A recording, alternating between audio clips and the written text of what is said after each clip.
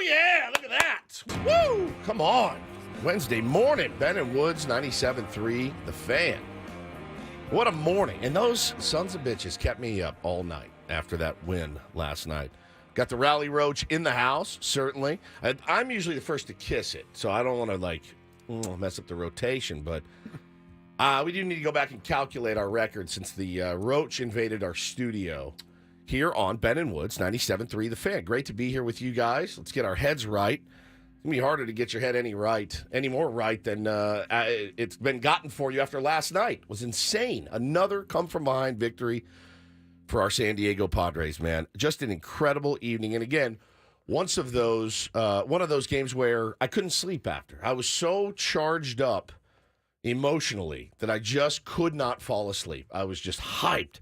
We'll talk all about it. I'm Woodsy. That's Paul Reindl. He's the executive producer of this program. Good morning, Paulie. Good morning. Benjamin Higgins, your friendly neighborhood sports anchor, joins us as well. Good morning, Benjamin. Oh, that was a nice one last night. Not one comeback, two comebacks. Two. God. You feel like you get the first comeback, and then now you've got to do another one that's asking a lot. I believe the Rally Roach is 18-5. Good God. If my calculations are correct. That is no joke, man. That is a real deal winning streak right there. Since that creep busted in here and scared the dickens out of all of us that morning, 18-5. And I showed. Were you here when I showed you when I opened my wallet? I'll hide my address. But my kids put a roach. Yeah. And so I now practical joke roach. So I now carry this roach around with me everywhere I go. And when I went to like CVS the other day to get a prescription, I opened my wallet. I was like, it gets me a little bit every time because he's just chilling in there. And 18-5 is staggering. That's like a bit. That is that's a good sample size for a bit. 18-5. This team. They are literal cockroaches. I mean, they just don't go away. You can stomp them. You can put all sorts of little roach hotels in. They win. They find a way to win, and they did it twice last night, and it was fantastic. Just a fantastic night. So I'm so fired up today. I could barely get my thoughts organized. Also, when you sleep 3 hours, it's hard to get your thoughts organized. That's because you couldn't get to sleep after the win. And then you have to get up very early for work. Yeah, and turn your light on over there. You look a little corpse-ish. There you go. Much better. Yeah, get your... I came in a little late today. Yeah, everyone was staggering a little bit behind today. It's fine. Like I said, I woke up and I was like, I don't want to get out of bed today, but I'm excited to go talk about this dub. I should let everybody know. I just wanted to wish a happy National Senior Citizens Day to all of our senior citizens out there. What's the official designation for senior citizen now? Because hello on Facebook. 55? Is it 60? What do we officially get to be a senior citizen at? I don't know, bro. I feel like we're close, though. I mean, they start sending you like AARP Paulie. Stuff. Like before 50 now. They're like. There's nothing that makes me laugh harder than that song, dude. Hit it again. Run it back from the beginning. Is my favorite. The beginning? Yeah, right here. I think once you start moving and grooving to that song, you're officially a senior citizen. This is really funny yesterday because yesterday I posted on Instagram. It was National Radio Day. Yeah, I love National Radio Day. Posted little pictures of National Radio Day or whatever. And our buddy Jack Taylor. Jacksaw. Oh, Jacksaw, yeah. Jack Taylor. He DM'd me and he goes, there's the three of us in the studio. And he goes, which one are you again? Are you the one that pees his pants? And I just wrote back, Jack, I work with the elderly. Yeah. Help me. Yeah, he really does. He really does. I missed my exit this morning on the way into work. It's a very senior moment of me. So Benny is, by the way, 5:32 on the dot. Not a minute earlier, not a minute later. Have you ever gotten here earlier and just sat in your car Till until 5:32? 5:32? Yes. I You know have. he has. Yes. 100%. So it's 5:38, and I go, oh, he's on drugs. He has started some sort of drug habit that we are unaware of, and he's on drugs. Because Ben Higgins would never walk in 6 minutes late, which is really, 20 minutes early. But For you, it's so on time, 5:32. I know I can count on it. When it was 5:38, I was like, I have to text his mom.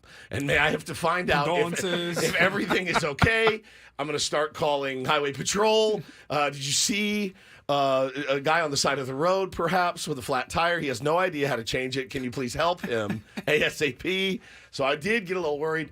I will ask from now on, if you're going to be later than 5:32, a courtesy text I almost did text thinking great. that you guys were going to start worrying, but I knew I was going to be there by 5:38. And that seemed like 6 minutes was not enough to actually send a text. I'm going to give you a 5-minute grace period. But if it's past 37, I'm going to need... I counted on my autopilot. I really was just thinking about the game. I was listening and thinking about the game last night, and I was going... Just kind of getting into it, excited, and all of a sudden I look up and I go, oh, no. Another mile and a half past my exit to another exit, then turn around, back another mile and a half back, get off, 2 extra signals. It was very frustrating, very senior moment of me. Well, and there, people are already in the chat, what if you feel like a senior citizen? Paulie's right. I mean, he does. He works with 2 senior citizens pretty much. Because I'll be 50 next year. You'll be 49 coming up in a couple months. And they said you start getting AARP at 50 plus. So do you know how fast I'm going to intercept that mail and throw it out of my house so that my young wife doesn't see it? If she starts getting AARP mail for me, I'm never having sex again. Never. It's never going to happen. So just move you into one of those senior living communities right away. Just put him in the back room, please. Make him as comfortable as you can. But holy cow, dude. So it got me thinking, though. Like, remember when you were young, everything recovered. Like, you just recovered from everything. You could... Within minutes. Yeah, and if not minutes, like a day. Like, Paul, your ankle...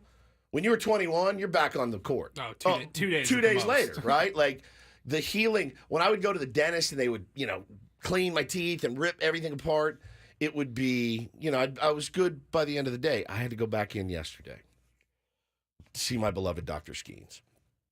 So they put the temporary crown on last week, you guys remember, and it felt like somebody hit me in the face with a hammer. Yesterday, they had to numb it up. They had to take the temporary off and put the permanent crown on. Did a great job, but hurts. It hurts. And by the time I got home, I had numb mouth. One side of my mouth was, so I get home. Hi, Dada. How was school today? First day of class. How did it go? It was good. Are you okay? I'm like, I'm okay now. It's probably going to start hurting later. So I would drink water, and it would like dribble out of my mouth.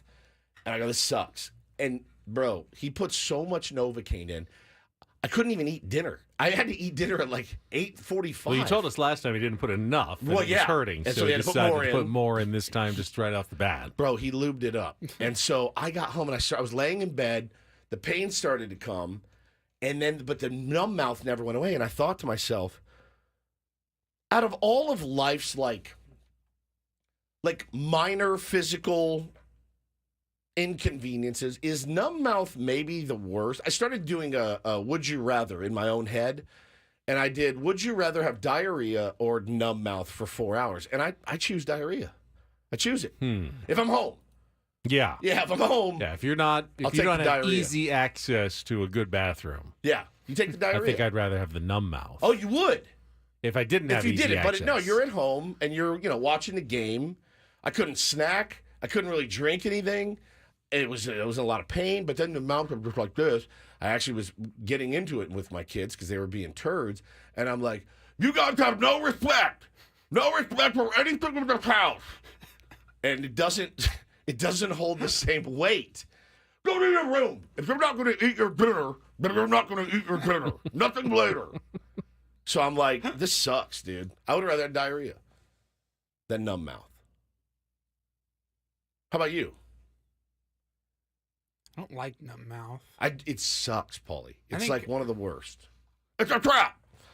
Yeah, that's what I felt like, dude. I think a burnt tongue is worse. Oh, that is a bad one. Because with a burnt tongue, it's not going away anytime soon. No. You do feel like numb mouth will disappear at some point. I burned my mouth last Wednesday on my first day of staycation. On what? Pizza. Oh, that'll get you. That cheese slides off. Just burns. It's just too fast. Bro, I'm telling you, I can't stand it. I could not stand it yesterday. That's how bad it is. I would had take that bloody nose last year. That was awful. Remember that it didn't in the middle hurt of the so show? much, but it just wouldn't stop. It would was- not. God, yeah. That was It would bad. not stop. Holy cow, man. Timmy says he saw me on the highway with my blinker on for 4 miles. Yeah, that sounds about right, me. That sounds like me.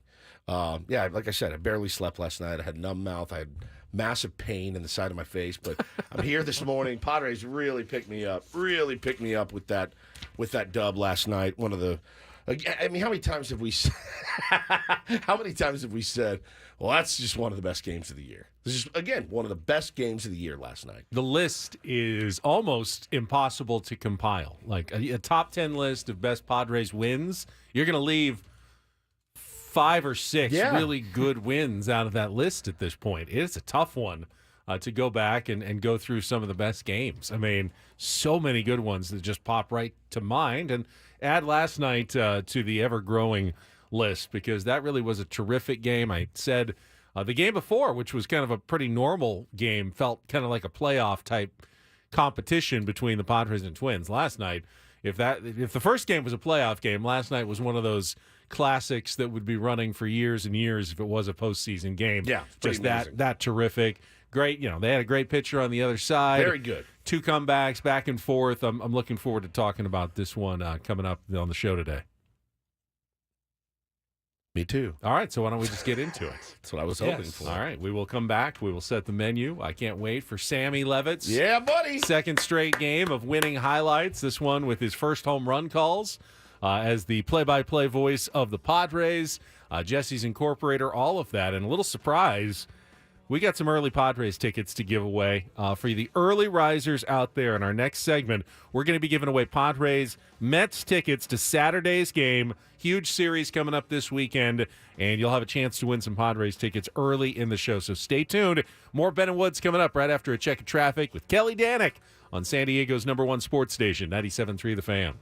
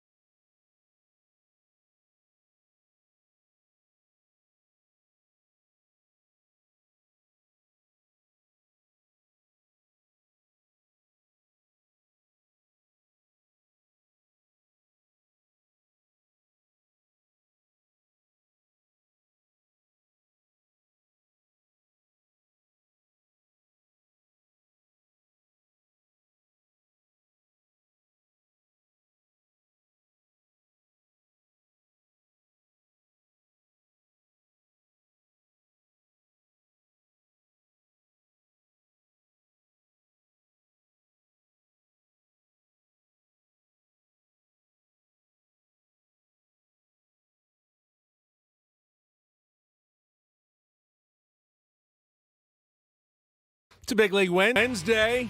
Welcome back, Ben and Woods, the 97.3 The Fan.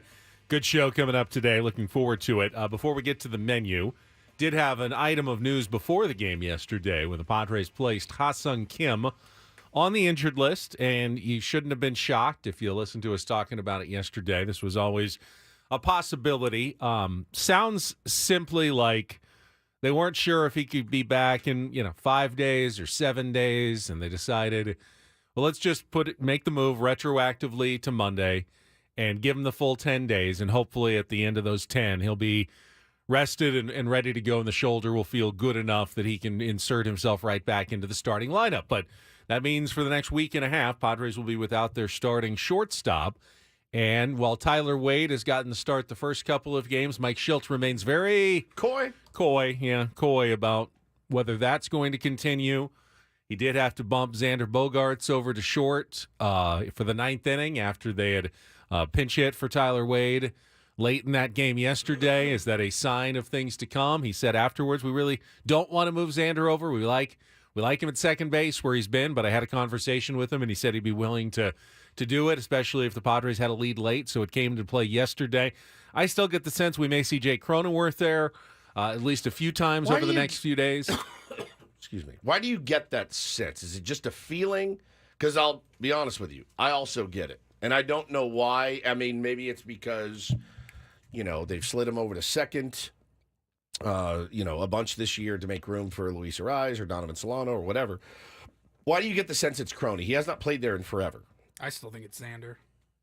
Crony is not. When's the last game Crony played at short? I saw somebody tweet it last night, but I can't remember. It's been a while. I can find out. He played, the last time he played a lot at short, I think, was either 2020 or 2021. It's been a while. When's the last time he played went over to short? I'm not sure. A half inning? Not sure about the answer to that one. I think it's still been a while. I think the real question. He hasn't appeared in a game at short since 22. Okay, so that's he 2 played years ago. 9 games. 9 games in 22. In 2 some years. capacity. Okay. 2021, he played 41 games at short. Okay. Well, I mean, he's a guy, and again, I'm not crapping on you because I actually had the same thought. I wonder if it's going to be because of all the, I don't want to say drama, but because of all the consternation about Xander moving off short, and you go through that, you plow ahead, everyone joins forces, you all start pulling on the same rope. Xander's done a good job at second. Now, you know what I mean? I totally get it. The reason I say it is that I've heard Mike Shildt say they seem reluctant to move Xander back after all the work they've done to move him over to second base. That's it. Even though he did play there in the ninth inning. And I just also can't see Tyler Wade just starting every single game at short. I hope not. While Ha-Seong Kim is out. He's got a 540 OPS. He's not an everyday player. He's a late inning replacement. He's a defensive sub. He's a pinch running sub. So that leaves, Manny moving over, Jackson Merrill moving in from center. And I don't necessarily see either of those things. I know Manny could handle it, but Jake just seems he's already the one who moves positions most often of those guys. So he seems most likely. Now, the real question is, what happens when they face a left-handed starter and they want to get a right-hander in there? Donovan Solano, you get him into the lineup, but I don't see he's no shortstop. Donovan Solano at this stage of his career moving in at shortstop. He's played there before, but I don't necessarily see that. So Matt Batten, if I recall, was corners really mostly when he was up. He filled in for Manny. Now you put him at third and Manny at short, but again, I mean, Manny is Manny. I not that he couldn't do it, not that any of these couldn't do it. And again, hopefully, no, you're right. We're not talking about just one inning here. We're not talking about a late inning defensive replacement, adult ball style, who wants short? Go get it. We need 3 outs. You know what I mean? You got guys that are capable of doing it. But, I kind of assumed it would be Matthew Batten yesterday. Shortstop goes down. You call up a guy. But again, Paulie, pull up his game logs of where Matthew Batten's played. If my memory serves, he was playing first and he was playing third, mostly for the San Diego Padres. So to call up another corner infielder when you need a shortstop doesn't make a lot of sense to me. They have a plan. I was surprised that it was maybe Batten that even got the call and not Eggy Rosario, who they've been. But see, he's also a corner. He's also a corner guy. Right. So, I mean, again. But offensively, I felt like he may bring more to the table than Matt Batten. Yeah. If you're going to add someone to the roster. appeared in 2 games total at short. Ever. Yeah, all right. That call-up is as head-scratching, I think, as I thought it was when it originally happened. I originally leaned Eggy, too. But, again, if you have to fill innings at shortstop, and your 540 OPS is Tyler Wade, who's not particularly a great shortstop either. I'm sorry. This whole conversation is ridiculous to me and funny in that we've kind of joked about the whole lineup is full of shortstops, and one guy goes down, and we're like, who the hell plays short? Well, it's funny, too, because it's like Paulie, if Ben and I came to you January 1st and said, look, this is a hard conversation. You're here. You're part of the team. We're turning your mics off. No Reindl report. You're not on camera. And you're like, dude, I love you. I want to do this. Okay, I'm going to do it. I'll commit to it. Yeah, it sucks, bro, but this is what we have to do. And then 2 months later, well, Paulie, why don't you come on back for a while? And then 2 months later, why don't you go back the other way? There's something about, and especially... Yeah, it'd be stupid. It'd be stupid, but especially at that level of like, there's a like, we've gotten through this. We've done this. This was that hurdle that we needed to climb. It makes sense. If it were me. You don't want to muddy the waters. You don't want to muddy the waters. We talked about it yesterday. We talk about it all the time. You know, Mike Schilt has to manage egos. I'm like, how about managing the ego of the guy that you just signed to an 11-year contract as a shortstop? But you already massaged that ego down to get him to move to second, and now you're going to be like, hey, bud, I was just kidding. You are our shortstop. You know, it's just, not that Xander is a pain in the ass, not that he wouldn't do it, not that he probably wouldn't be a little happy to do it, but again, no one likes to be jerked around. You know, everyone wants to know what their role is, you know, and then for, like, if Ben and I came back to you and we're like, just for this week only, we need 5 Reindl reports, and we need you on camera, and we need you really locked in. It'd be more like if you replaced me but still had me in the building, and then that guy that you replaced me with was out for 2 weeks. And then we brought you back and you're in. like, who the hell do we have that can play producer? Paulie, I just call Paulie. The guy we already booted. Like, hello? Yeah. Paulie's out answering phones. He's back Like, for I think a week. Xander's kind of pissed off already. Well, one way or the other. Here's the thing. I think he was. I don't think he is anymore. But now you run that risk. And this is just, I mean, we're just spitballing. We have no idea. But you can see why they're not just like, oh, no problem. Slide him over. You don't want to start the clock again on... Yeah. Am I your shortstop? Xander's or am I not your emotional shortstop? stability is short. But I will say this about this team, you know, and Xander Bogaerts is no different. You have a lot of guys on this team that have made sacrifices. A lot. And a lot of guys have played really good team baseball. You would hate for that to stop, you know, just because somebody gets injured. You really would. And if the conversation with Xander is a tough one about, yeah, man, you made me need to move over there for 9 days and then move you back to second. Are you cool with that? And Xander goes, yeah, I'm cool with that. I want to win a World Series, which, by the way, seems to be the very pervasive attitude on this team. I'm not in that clubhouse. I have no idea. You could see how it would go wrong, but I do think that's probably the best move by far, is to put Xander Bogaerts back at short. By the way, don't expect any announcement from the Padres. Mike Schilt has made it pretty clear that you'll find out who the shortstop is on a day-to-day basis when the lineup comes out. When we'll put the lineup out, you'll see it. You'll see who's at short. And it's not, nothing is a definitive statement. They're simply going to be a shortstop every day. Yeah, we'll post the lineup every day. But yeah, Wade'll get a great opportunity. You know, we got righties ready tomorrow, so you know, pretty good opportunity for him again. Probably going to be Wade again today, apparently. But again, I can't see that 10 straight days.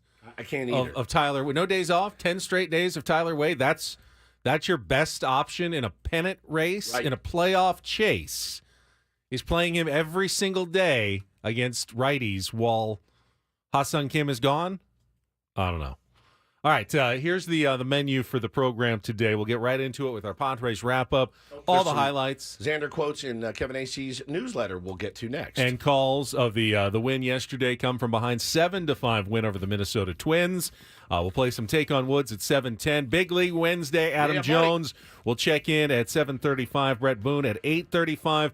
We'll pay off the Incorporator, a televised version of Song Lyric Incorporator with Jesse Agler, and boy, did it come in a big moment on the game yesterday. That was a fun one. Was that Incorporator history? Maybe. Yeah, I think it was. It felt like it. Maybe. Right before Manny's home run. If you were watching on television and you caught it, fantastic job by Jesse Agler. Ryan will report in our 9 o'clock hour, and then Padres going for the sweep of the Minnesota Twins. They've already clinched their 9th series win out of their last 10.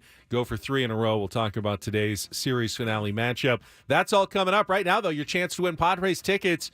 5th caller, 833-288-0973, an early giveaway for Saturday's game against the New York Mets. Padres making the push for the postseason.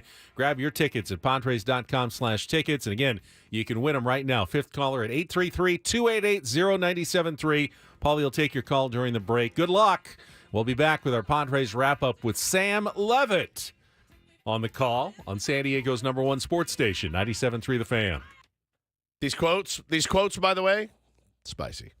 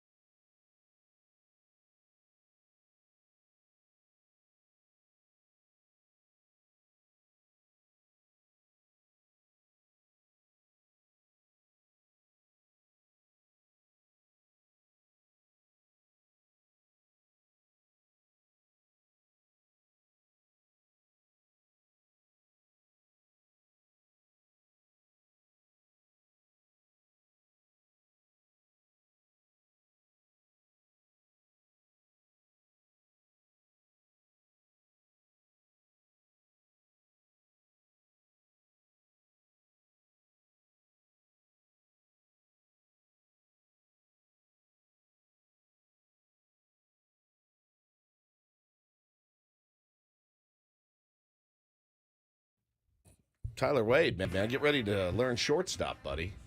Looks like that's his gig. I think we can cross Xander Bogaerts off the list as an everyday shortstop, except in the case of dire emergency based on the quotes that we just saw this morning. Yeah, this is pretty good stuff. Kevin Acee, great job here, man, getting this after the game last night. So Hassan Kim, as you know, on the injured list, and Xander Bogaerts. I tweeted last night, who takes the ninth? Because you pinch hit for Tyler Wade, which was a brilliant, brilliant move. Donovan Solano, another 2-strike hit. We'll get into all the game details in a minute. There are a lot of heroes to discuss from last night. Xander says, we talked about the situations, possibilities of me going there, what the scenarios may have to be. Tonight was one of those. Then he says this. He says, I made a big choice in spring training. I think everyone should respect that. I mean, I did it for the team. I moved, and it would be asking a lot for me to just keep playing back and forth. I do know every game matters. Every game's important. But, man, I mean, early in the season, I wasn't even feeling right playing at second. Every day I had something different in my hips, and I finally feel good. It's easy for people like Ben to say, hey, just move. Just flip-flop. I think Xander's right. I don't think he should move. But it is a little harder for me playing one position than moving to another one this year, and you start feeling really good there. I get it 1,000%. And somebody made a really good point in the chat that said, Xander seems like the type of guy that really needs consistency. And I said, yeah, you're right. And that's the deal, man, is that 26 guys on the roster, 26 different personalities, 26 different egos, 26 different ways of preparation. Mike Schilt, AJ Preller, they have to manage all of that, right? Donovan, I noticed you didn't put in as much pregame work as you did yesterday. Or, hey, you may be putting too much work in. Like, I can't even imagine what it's like on a day-to-day. So for Xander, after submitting, which is what he did, against what he wanted to do, and saying, all right, fine, I'm going to take it, I'm going to embrace it as best I can, I can certainly respect him saying, don't flip-flop me, man, just leave me there. Even though I think on paper, if we're all managing on MLB The Show, Hassan Kim goes down, you slide him right over. Now, if it was MLB The Show, I'm either calling up DeVries or I'm putting Manny Machado over at short. And we'll see. We'll let the chips fall where they may. But this is one of those rare situations where kind of everybody's right. 1,000%. Like, there's no one wrong. There's no villain here. Like, none whatsoever. I can see where Schilt's coming from. I can see where Xander's coming from. I can see where the fan base is coming from. I can see where you're coming. You know what I mean? Like, I can see all sides of this and go, no one's really wrong in this situation. Nope, and please don't take this as an opportunity to crap on Xander Bogaerts. I mean, again, there are different players have different personalities. I think a guy like Crony, if Schilt went and said, hey, I may need you for the next 10 days at short. I mean, we know Jake pretty well. He'd go, all right. Yeah. I remember, I'll never forget, I was just telling you guys, reminding you of this, when we sat down with him in spring training a couple of years ago, and they had added some really big pieces. Which is 22. 22. And if you were like the 3-hole hitter or the 2-hole hitter, and you're like, I'm not going to be hitting 2 or 3 for a while. And so I asked him, I said, all right, I mean, not to be a jerk, but they're probably going to move you down in the lineup. How's that make you feel? And he's like, do you think I care? He's like, I'm in a big league lineup, man. As long as I'm out there every day, I don't care where I'm playing. I don't care where I'm hitting. I just want to win. It was before. I think it was after the 22 season, right before 23, when Soto was on the lineup now. And I think it was off the air. We were talking with him like before or after the interview. And he goes, look at this lineup. I don't care. Yeah, I couldn't care less. In some ways, though, that's the easy thing to say. It's very easy. You get points when you say, yeah, play me anywhere, hit me anywhere. I'm there for you, Skip, whatever you need. But the hard thing sometimes is to recognize about yourself, what are the conditions that I will thrive the best in? And am I doing more for the team if I am comfortable where I am and producing where I am? That's right. And knowing if I can say I'll go to short, but I also know I'm going to be feeling out of sorts. Again. It's probably going to affect my offense. Again. If I do this, should I just be honest with everybody and say, I'm better off, man, if I just stay in my position where I am. That's a veteran perspective to have. I agree. So, well, that's that. That's where we are right now, and I'm expecting Tyler Wade this afternoon at shortstop for the time being for the San Diego Padres. Yes, sir. All right, I know we're going to be talking about the shortstop position for a while now with Kim on the IL. I'm excited to get back to that game, though.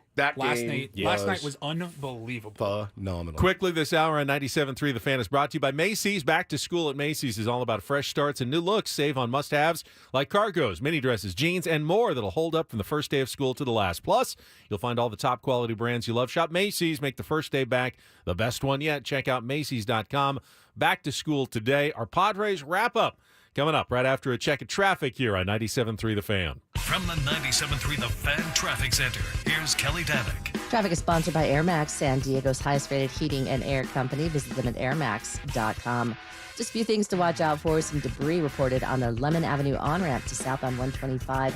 Also traveling on westbound 54 before the 5. We have reports of some debris in the 2 left lanes.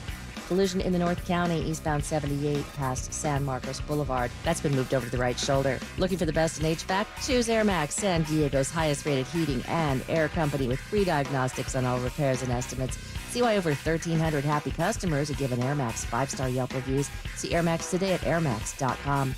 I'm Kelly Danick with Ben & Wood, San Diego's #1 sports station, 97.3 The Fan. I love winning, man. I love winning. You hear what I'm saying? It's like better than losing. Oh, my God, I'm so stiff. Miss any of the Padres win yesterday? Ben and Woods didn't. What up, crew? We've got you covered with all of the highlights. I like it when the Padres win. Yeah! Yeah! It's the Padres Wrap-Up, presented by Hamul Casino. With thrilling slots and tables and all the best rewards, Hamul Casino has all the fun you're looking for. Hamul Casino, fun above all else. Yeah! Give me a do damage. Do damage! Swinging a ground ball towards the middle, base hit. Merrill around third base, being waved home by Tim Leeper. He'll score standing. David Peralta, an RBI single. And the Padres have a 1-0 lead in the second. First pitch swinging, driven to left field and deep. Erickson Profar is looking up, but this one is going to be gone. A 2-run home run for Jeffers on a first pitch cutter. And all of a sudden, the Twins have a 2-1 lead. 1-2 pitch swung on fly ball to left field. Profar over towards his left. He'll get it. Runner at third is going to tag up and score. Nobody is covering third base. The ball gets over towards the backstop. Now the runner's going to try to score. The throw home, they've got him tied up. Campusano's got the ball. Martin is just slowly making his way towards Manny. Finally, they throw it to Manny, who tags out Martin for the first out of the inning. Kepler scored on the sac fly. Margot is now standing at second base on a sloppy play by the Padres as Jurickson Profar knew that he wasn't going to be able to get the runner out at home. So he threw to third to make sure that the runner at second didn't try to advance. Unfortunately, there was nobody at third base.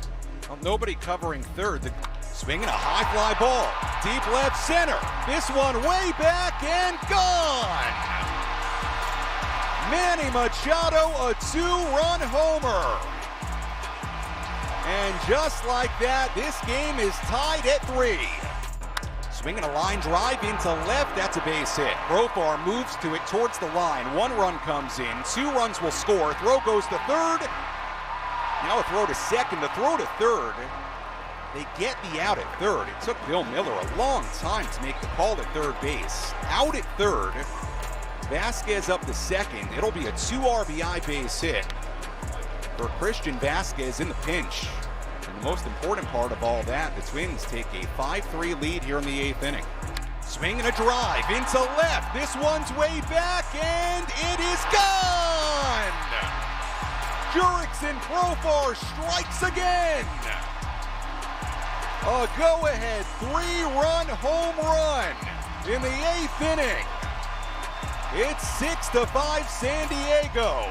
Pitch to Bogarts. A liner into right center. This is sinking. It's down. A base hit. Rolling all the way to the fence. Cronenworth racing around third. He'll score easily. X-Man. Xander Bogarts. RBI double. And the Padres get insurance. It's now 7-5 in the 8th inning. 1-2. Swing and a miss. Padres win. Robert Suarez, a 1-2-3 9th inning. It was Jurickson Profar, the go-ahead home run in the 8th. Padres got one more. And Robert Suarez continues to put together an excellent 2024 campaign. He shuts the door in the 9th inning, save number 29. Our final score, Padres 7 and the Twins 5. Grit squad. You know, we talk about it. You know, it's a trait that very special. There was not a doubt in the group. Hard fought back and forth game.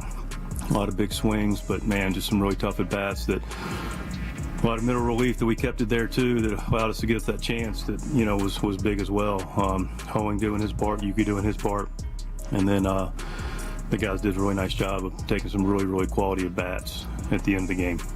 Make it 2-0 for Sammy Levitt on the 97.3 The Fan microphone as the Padres win that one 7-5. Sammy with some great calls there. Great calls, man. Including his first MLB home run call with the Manny Machado game-tying 2-run shot in the 7th inning. Now, I know he gave us the team player corporate speak yesterday when we asked him, how bad is it going to be when you have to go back to just doing regular old, oh, no, I'm thankful for the opportunity. Sam, you don't got to lie to me, all right? I know it's going to suck today, but you can rest assured, I know you're listening because he's a huge tier 1. You absolutely crushed it the last 2 nights. You crushed it, and you got to be a part of 2 incredible games. Permanent relief pitcher. Like if anybody goes down, mean, Sammy's the guy. Would be you'd be crazy not to. He obviously didn't just get through it. The guy thrived and sounded phenomenal. Sounded like a 10-year vet. I'm very happy for Sammy. You know, we have to find a way to keep him in San Diego because somebody's going to hear that. And be like, I want that guy on my roster. I don't either. I don't want to think about it either. And I got to imagine, like, the first game, like, it's got to be like a drug. And he's like, yeah. I need more. I need today more. When he comes in here to do the pre and post, he's going to be like, I was sitting yesterday looking out at my mic, my scorecard, and I was ready to go. And now I'm in here in Ben's seat. Well, he'll be in the he'll be at the loft at the Western Metal Building, but still. Yeah, not the seat behind home plate, but they're still at home. They're still at home. That's sweet angel, man. I'm so happy for him. Crushed it. First home run call, Manny Machado, game-tying home run. Give me a break. You can't draw it up better than that. So I will be honest. I did not have the most optimism going into yesterday's game. There was a reason for it. It was that guy's tweet that spun you out. No, but I knew Bailey Ober was a really good pitcher, and he was. He was. That changeup was fooling everybody. Padres couldn't get much going other than the Jackson Merrill double, David Peralta RBI single there in the 2nd inning. Couldn't really get anything going against Bailey Ober. Meanwhile, Martin Perez wasn't bad, but he wasn't quite as sharp as the first 3 starts. And the Twins got to him just a little bit. That the 2-run home run by Ryan Jeffers could have been worse, though. The sacrifice fly that made it 3-1, kind of a hidden key play. Made by Perez himself when that throw got away, and he ran over toward the Twins' dugout, picked up the ball, and prevented a 4th run from scoring. I mean, the Twins are probably kicking themselves. A couple of big outs on the base paths in that game, but terrible. I mean, Ober goes into the 7th, and you're going, this guy might throw a complete game. 65 pitches or something? And the proverbial, Mud wasn't there, but always asking for the bloop and the blast when the Padres are down 2. And they actually got, I think Ryan Cohen described it, the bloopiest bloop and the blastiest blast. That's right. Back to back with Jake Cronenworth and Manny Machado to tie the game. Because Jake, you got a piece of it. Mike Schilt talked about the really good at bat, but I mean, it was a pop out. It just happened to land right between one of those, the left fielder and the third baseman and the shortstop. Your mind. Yeah, losing your mind. You've lost it. But Ober made the mistake then to Manny Machado. He didn't do anything wrong in letting Jake get on, but he did make a mistake to Manny Machado, one you cannot make right there. He knew it. This is Manny Machado. And the game was all of a sudden tied at 3. And you're thinking, okay, this is the Padres. They are going to go on. They've got their bullpen locked in. This is setting up very well now that it's tied in the 7th inning. But the Twins are a feisty team as well, and they came back right against Tanner Scott, who's been almost untouchable. They touched him up, didn't hammer him around the yard, but got a nice, some nice swings on decent pitches and put together, the bases loaded. He got his ground ball to Tyler Wade, whose feet slipped out from under him on the pivot to make the throw. Again, does Ha-Seong Kim make that play? Probably. I'd say probably, but again, this is Tyler Wade. He's not an everyday shortstop. That's fine, man. I mean, The next play, Manny really mistimed his jump and you very rarely see him that demonstrative about something he should have done. Usually it's like, I mean, if I could have gotten it, I would have. It was a changeup. It looked like a liner, but it like, wasn't hit that hard. And it was like, you saw him it was scream. just coming down a little bit, and it just went over his glove. You saw him scream into the San Diego night that he knew he should have had that one. So Tanner Scott right there, kind of a feeble grounder, and then that one that Manny probably should have had. Well, and then, you give up the hit to Christian Vasquez, which is inexcusable. But Tanner Scott's been amazing. And what do these guys do for him? They go right back out there and they pick him up. Did you see? Well, first of all, the Profar throw on the Vasquez was one of the best things I've ever seen. Two-run single. Rarely is another team's two-run single one of your best plays of the game. Correct. But one of the best throws you're going to see in baseball all season. On the run, in the corner, toward the line, right on the money to get the runner at third. Yeah. When I saw it hit the ground, I go, there's no way he gets this on one hop. No way. Like, the ball was hit too well, in too good of a position. He makes that part of it. Just getting that ball on one hop instead of letting it, kind of playing it back, giving up on it a little bit, being able to get behind it and make a better throw. Dude, he picked it, and then the jump throw to third on it was a dime. I mean, Manny just turned and boop. And then Manny, the presence of mind to go to second, almost had Vasquez at second. It was spectacular. And in the moment, you think, oh, that could be a potentially pretty big out in the later innings. And boy, was it ever brilliant night for Jurickson Profar. But did you see after they did the comeback, Tanner Scott, the first guy he walked up to, Jurickson Profar, after Profar hit that home run, to give him a big old hug to say thank you for getting me off the hook. We got calls. We got more coming up next on 97.3 The Fan.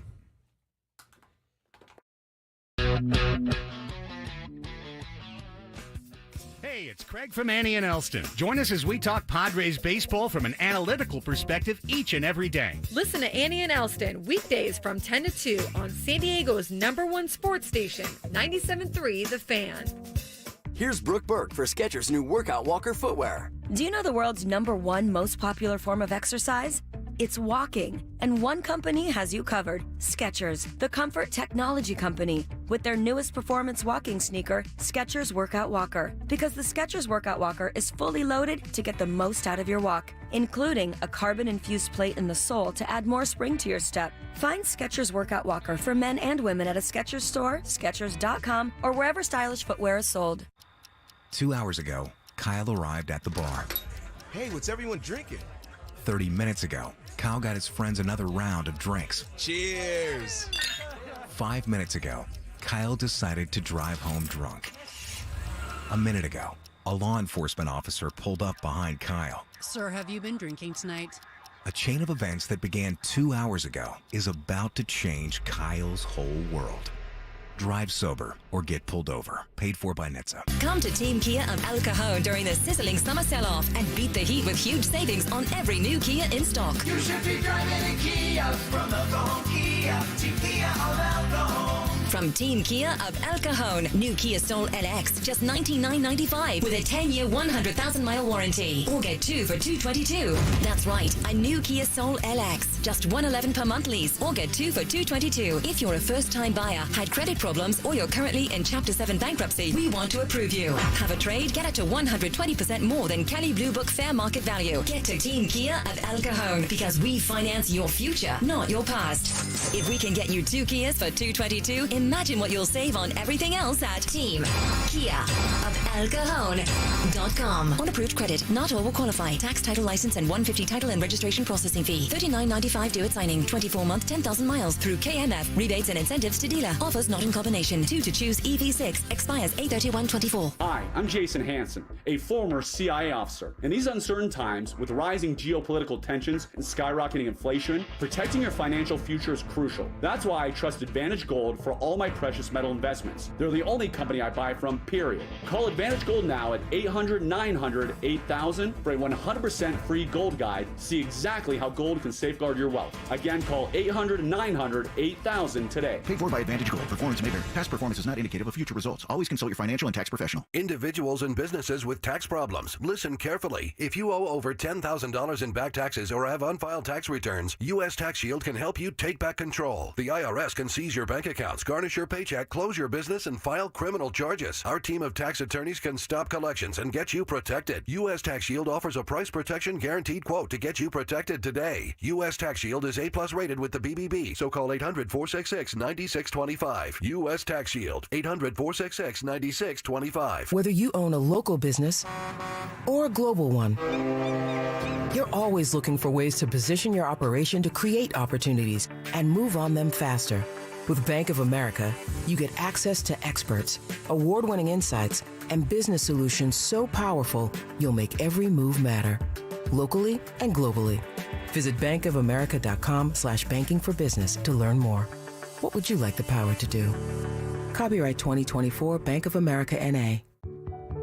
A lot can happen between falling in love with a house online and owning it. Between imagining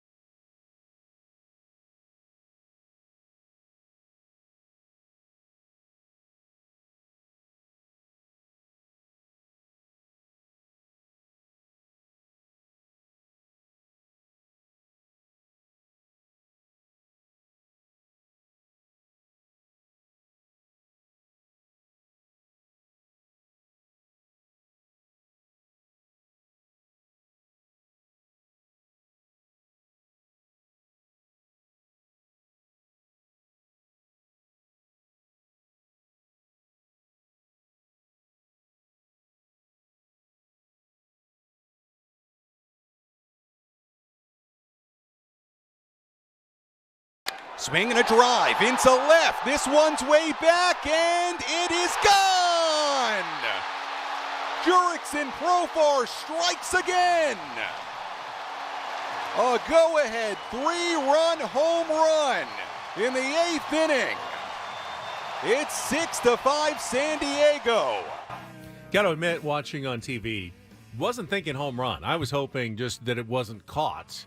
Paulie on said a nice play. Paulie said he knew it was gone off the bat, and I went, I could see it in my mind's eye, the left fielder catching it against the wall because it was such a low liner. I knew he had to reach for it, but just that short porch, I'm like, oh, that's got it. Bro, it was the ass out swing, coming around it a little bit. I'm like, oh, he didn't get it. It was below the strike zone. Yeah, dude. It was an interesting play.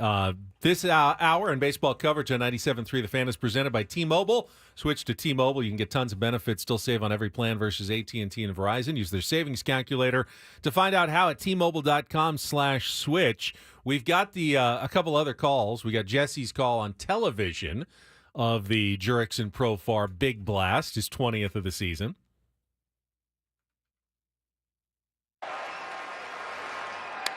Profar in the air to left. Margot will run out of room, and it's gone! A home run! And the Padres are back in front 6-5. Like me, a little surprised that it got out and over the fence, just on that trajectory with that kind of swing. And then Paulie also found the Twins radio call and the disappointment, obviously, of giving up a lead for the second time in 2 innings. They've out-hit the Padres by a ton, and this ball is drilled deep into the left field corner. Long run back, and it's into the seats. Home run for Jurickson Profar. And it's 6-5 Padres. Stephen Oker gave up back-to-back singles, and then Profar laces a line drive homer into the second row of seats. Not quite slam Diego, but a 3-run homer, and the Padres on top. Not quite slam Diego. What a dagger, man. Definitely one of the Twins feel like they let get away. They had big time. Had a good pitcher on the mound. They were out hitting the Padres. They had come up with big hits themselves a couple of times in the game. They're kicking themselves over that one last night. But it's just what the Padres have done all season long, coming back. 20th home run from Machado, 20th home run from Profar. Actually, the 20th home run from Jeffers, too. All 3 home runs, kind of weirdly, the 20th of the season for all 3 players. But interesting moment before that Profar home run, because on the first pitch of that at-bat, of course, Woods, what did Jurickson do? Squared to bunt. Squared around a bunt. I almost vomited. I assume you were screaming in the dugout or screaming in your TV at, like, Jurickson Profar. Don't do that. You know who else was also not happy about Jurickson squaring around a bunt? Martin Perez. He said the whole dugout, or actually Tanner Scott was, whole dugout was like, what? What? The guy's hitting the way he is. He's pretty good. They wanted to see him swing away. Now, Jurickson had some interesting comments in the third person. Goes, I'm Profar. Profar plays really good baseball. So if I bunt it, I will be safe, 100%. And it's going to be bases loaded, no outs for Jake Cronenworth. I really have to start talking in the third person. I need to bring that into the vernacular. I really do. Steven Woods needs to start talking. Yeah, Woodsy really needs to have a good show. Paul thinks that Woods should start talking in the third so person. Good. But he never really explained why he changed his mind. Maybe just getting, in a favorable count and decided to swing instead of bunt. But I don't worked know out well. I don't know that he ever actually squared to give up. Give himself up. He just kind of did the whoop. He's thinking about it. You get a good obviously. look. You get a good look. Maybe you draw the defense in. There's a million different ways to do it. But yeah, I'll admit when he strode to the plate, it's the first thing I thought of is he's going to bunt. He is going to bunt right now, and I'm really, really, really glad that he didn't. What a moment last night. Well, but that even if he was correct and he bunted and it was a base hit and he loaded the bases. You're still given a lefty-lefty matchup, Yeah. Cronenworth against Okert, which is not quite as favorable as the righty-lefty. That's why you want Jurickson, who's been your most clutch player. In fact, baseball's most clutch player in late and close, high-leverage situations this year, swinging away in a situation like that. Instincts or no instincts, he ended up doing the right thing, and that was trying to drive the ball somewhere, and he drove it out of the yard for the go-ahead 3-run home run. Big insurance run there by Xander Bogaerts as well. They didn't give up just because they had a 1-run lead. Jake got on. Xander drove him in with a double, and then Robert Suarez, after giving up a run in the first game of the series, actually gave up a couple of hard-hit balls, but both right at Jackson Merrill, and then struck out the last batter for his 29th save. And with that, Padres moved to a season-high 17 games above 500. First time they've been at this point since, I think, the end of the 2022 season. And they're actually better right now than they were at this point in 2022 when they ended up going to the National League Championship Series, remaining 3 games behind the LA Dodgers in the NL West, 1 game ahead of the Arizona Diamondbacks for the first wild card spot in the National League, but certainly another day to circle on the 2024 calendar for the San Diego Padres as another terrific win. And Jurickson Profar continues to be, along with Jackson Merrill, the heartbeat of the San Diego Padres. And for whatever reason, everything he is doing these days is really getting under the skin of the opposing team, which we've seen it work in our favor so much this year. I mean, the Nationals got so upset about Jurickson Profar, Benny, that they basically, it took them completely out of their game. And you had a little bit of it last night. So Jurickson Profar's back in the dugout, and you see his teammates go, pro, and he looks up and runs to the top, then throws his hands out like, what? What now? And it's Christian Vasquez chirping at him. And maybe it was the gritty that he hit at home plate, but Christian Vasquez plays in enough baseball games to know this isn't uncommon. He's at home. He just hit a 3-run homer. Pitch better. Get him out. Seriously, we're still doing this. And how many times do you have to touch the hot pan on the stove before you realize this isn't going to do anything to me but burn me?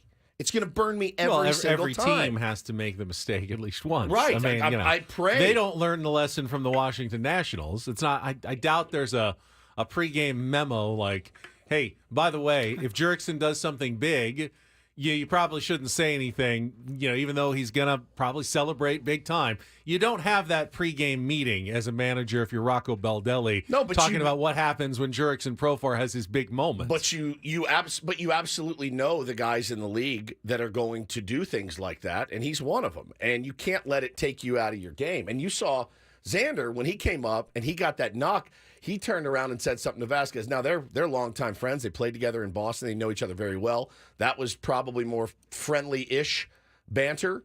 But, again, keep going to the stove, man. I'm begging you. Who do we play next? We play the Mets? Mets. Please get upset. Please take exception. Brian Kenny's in for a rough weekend. I mean, if that happens, this guy is, again, we said it over and over, You love him if he's on your team. You absolutely love him if he's on your team. If you're playing against him, yeah, he's a guy that can get in your dome. Need a contestant for Take on Woods if you want to call in right now. 833-288-0973.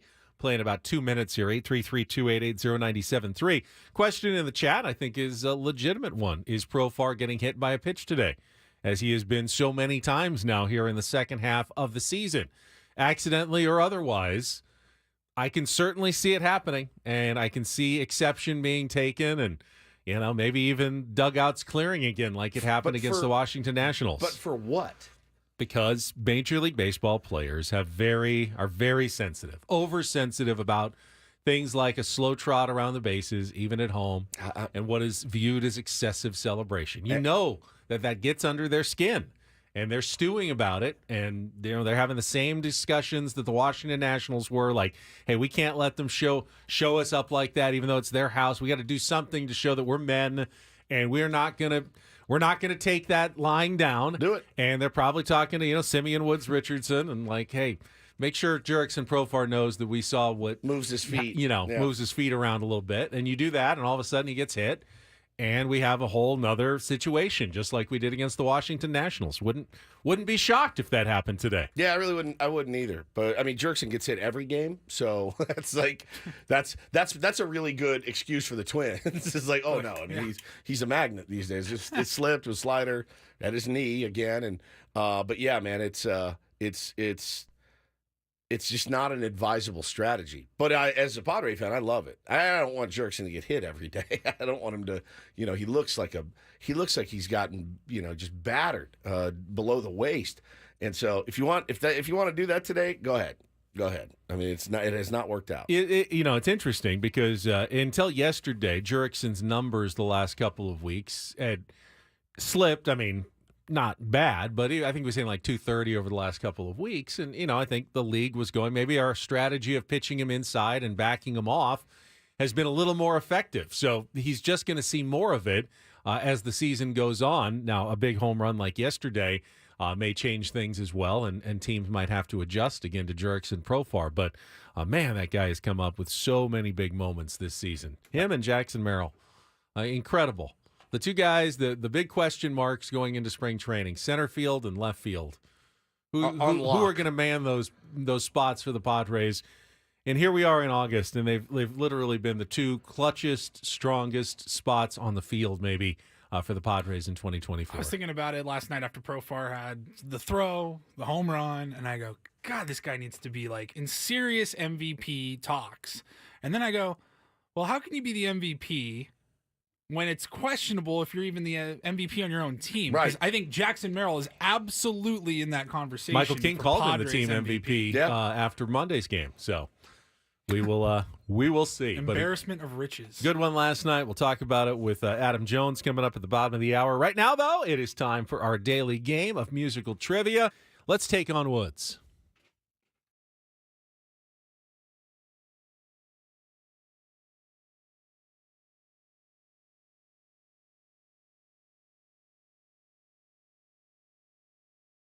All right, let's go. Let's go with Roger. Hi, Roger. How are you? Good morning, guys. How are you? Good morning. All right, see if we can get you qualified this month for our grand prize. First Take on Woods is brought to you by Valvoline Instant Oil Change. It only takes 15 minutes. You don't have to get out of your car. For directions and discounts, go to SoCalOilChange.com. That's SoCalOilChange.com. And you're, of course, playing for the 2-night stay at Resorts World Las Vegas and 2 tickets to Carrie Underwood, her residency at Resorts World Theater, now underway. And tickets are on sale at AXS.com and RWLasVegas.com. Categories. Will anyone ever take Sprechen Sie Deutsch? Those, again, are bands that made it big, including here in the United States, but with either German origins or themes. We've got Huey Lewis and the News, and we've got Sister Acts. Those are bands or artists with sister in their name. So, Sprechen Sie Deutsch, Huey Lewis and the News, or Sister Act. Roger? All right. Well, let's give Woodsy the category, and I'm going to pick Huey Lewis and the News. Huey Lewis and the News. All right. No surprise here. 5 questions about Huey Lewis and the News, including our 2-second song. So you really only need to give me the song title because the artist, Huey Lewis in the News. I'll just give you that right now. If you can beat Woods or tie him, we'll put you into the drawing for the grand prize. You know how it works. Pass if you don't know one. 60 seconds total to get as many as the 5 as possible. Give me 1 second. Paulie's going to call up. He's had some different kind of funky issues this morning, but we'll let him call up the 2-second song before we get going. Roger, how have you been? I have been great. I'm actually speaking to you from Nashville, Tennessee right now. Nice. All right. A music city for our music game. All right. Paulie is ready. We got 60 seconds on the clock. Your time begins when Paul plays the music. The category, Huey Lewis and the News. Roger, good luck. Let's take on Woods. That's Heart and Soul. That is. Which 1985 single earned Huey Lewis an Academy Award nomination for Best Original Song? The Power of Love. Correct. The most successful album for Huey Lewis and the News has what very Ben-friendly name? Sports. Correct. According to Huey Lewis, which 1984 hit is actually a love song and doesn't really have anything to do with illegal narcotics. I Want a New Drug. Absolutely. Which 1987 number 1 hit for Huey Lewis has a biblical reference in the title and shares a name with a 1990 movie starring Tim Robbins? Jacob's Ladder. Yeah, that was so easy. So easy for Roger. Congratulations, Roger. You are into the drawing for Las Vegas with a perfect 5 for 5. The only question is, can Woods match, given the category and given the same 5 questions and the same 60 seconds? So we'll summon Woods back to the studio. You know he can't hear because we can barely flag him down when it is time. All right, Roger wants you to have the category. Oh, wow. One of our better players. And this is ironic because I already had this one in the hopper when we discussed this band last week. But the category is Huey Lewis and the News. Oh, okay. So 2-second song is first. You don't really need the band, just the song title. You right? Ready? Yep. All right, 60 seconds on the clock. Your time begins when Paul plays the music. Good luck, Woods. Let's take on Roger. Heart and Soul. Correct. Which 1985 single earned Huey Lewis an Academy Award nomination for Best Original Song? 1985? Yep. Power of Love. Correct. The most successful album for Huey Lewis and the News has what very Ben-friendly name? Sports. Correct. According to Huey Lewis, which 1984 hit is actually a love song, doesn't really have anything to do with illegal narcotics. I Want a New Drug. Correct. Which 1987 number 1 hit for Huey Lewis has a biblical reference in the title and shares a name with a 1990 movie starring Tim Robbins. Save the toughest one for last.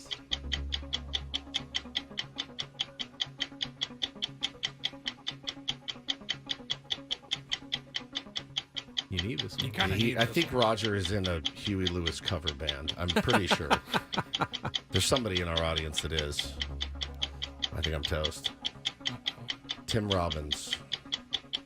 The Hudsucker Proxy. Yeah, that would be a good guess. That is not it. It is Jacob's Ladder. Oh. And that means Roger, by a 5-4 score, has taken down Woods. It's been a while. In Huey Lewis and the News hang on. Roger, today. are you the one that's in a Huey Lewis band? That is correct. I mean, that was stacked in Roger's favor. There you go. What's your favorite Huey Lewis song, Roger? My favorite to sing is Heart and Soul, Oh, actually. so good. And Working for a Living is probably one of my favorite songs. That's a good one, That's too. a damn good one. I'm a big fan of Huey Lewis and the News myself. As am I. Except Brother, for we're playing El Cajon in September 6th. Nice. El I Cajon, would love to September see that. 6th. The Huey. What's Except, the name? of course, for the Heart of Rock and Roll, which I love, but Woods doesn't. You guys have to do that song, don't you? Oh, that's the name of the band. Heart of Rock and Roll. Good name for a band. Yeah, it was a good call. I have a question. When you are playing somewhere, do you incorporate the name of the city you're playing in? Like, will you shout out El Cajon, like instead of Cleveland or something? Hell yeah. Yeah, I figured, right. Every Yeah, single every time. Murrieta! Yeah. And it's funny. It's funny when you're in some place like Anchorage because the Heart of Rock and Roll is not in Anchorage. No, it's not. No, it's not. It is not. Thank you, brother. Well played. Well played. All right, Paulie will get Roger's information during the break, and that was his. Yeah, you were in the biggest disadvantage as we've ever had in that game before. That was a tough one. No doubt about it. All right, Don't Do This is coming up next. Let's see. I've got. I saw something that I loved actually yesterday. Did anyone see how the A's determined the draft order for their fantasy football league yesterday? I did not. It was pretty cool. A little visual, but pretty cool. We'll get to that and more coming up next in Don't Do This, next on 97.3 The Fan.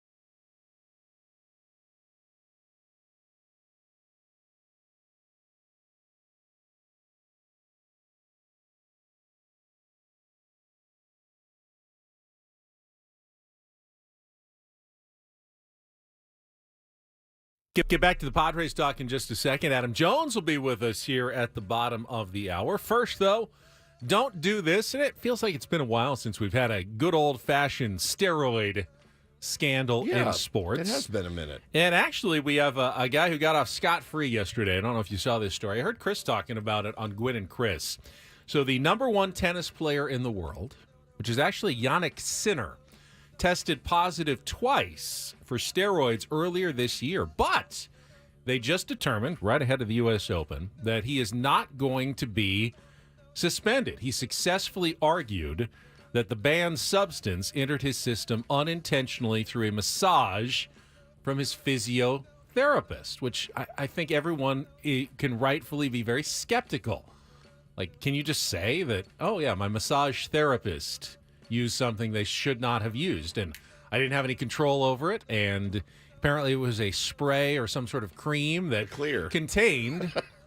What in the world? And here's the interesting part of it. Clostebol, which, of course, was what Fernando Tatis Jr. tested positive for and was suspended 80 games. And what did he argue?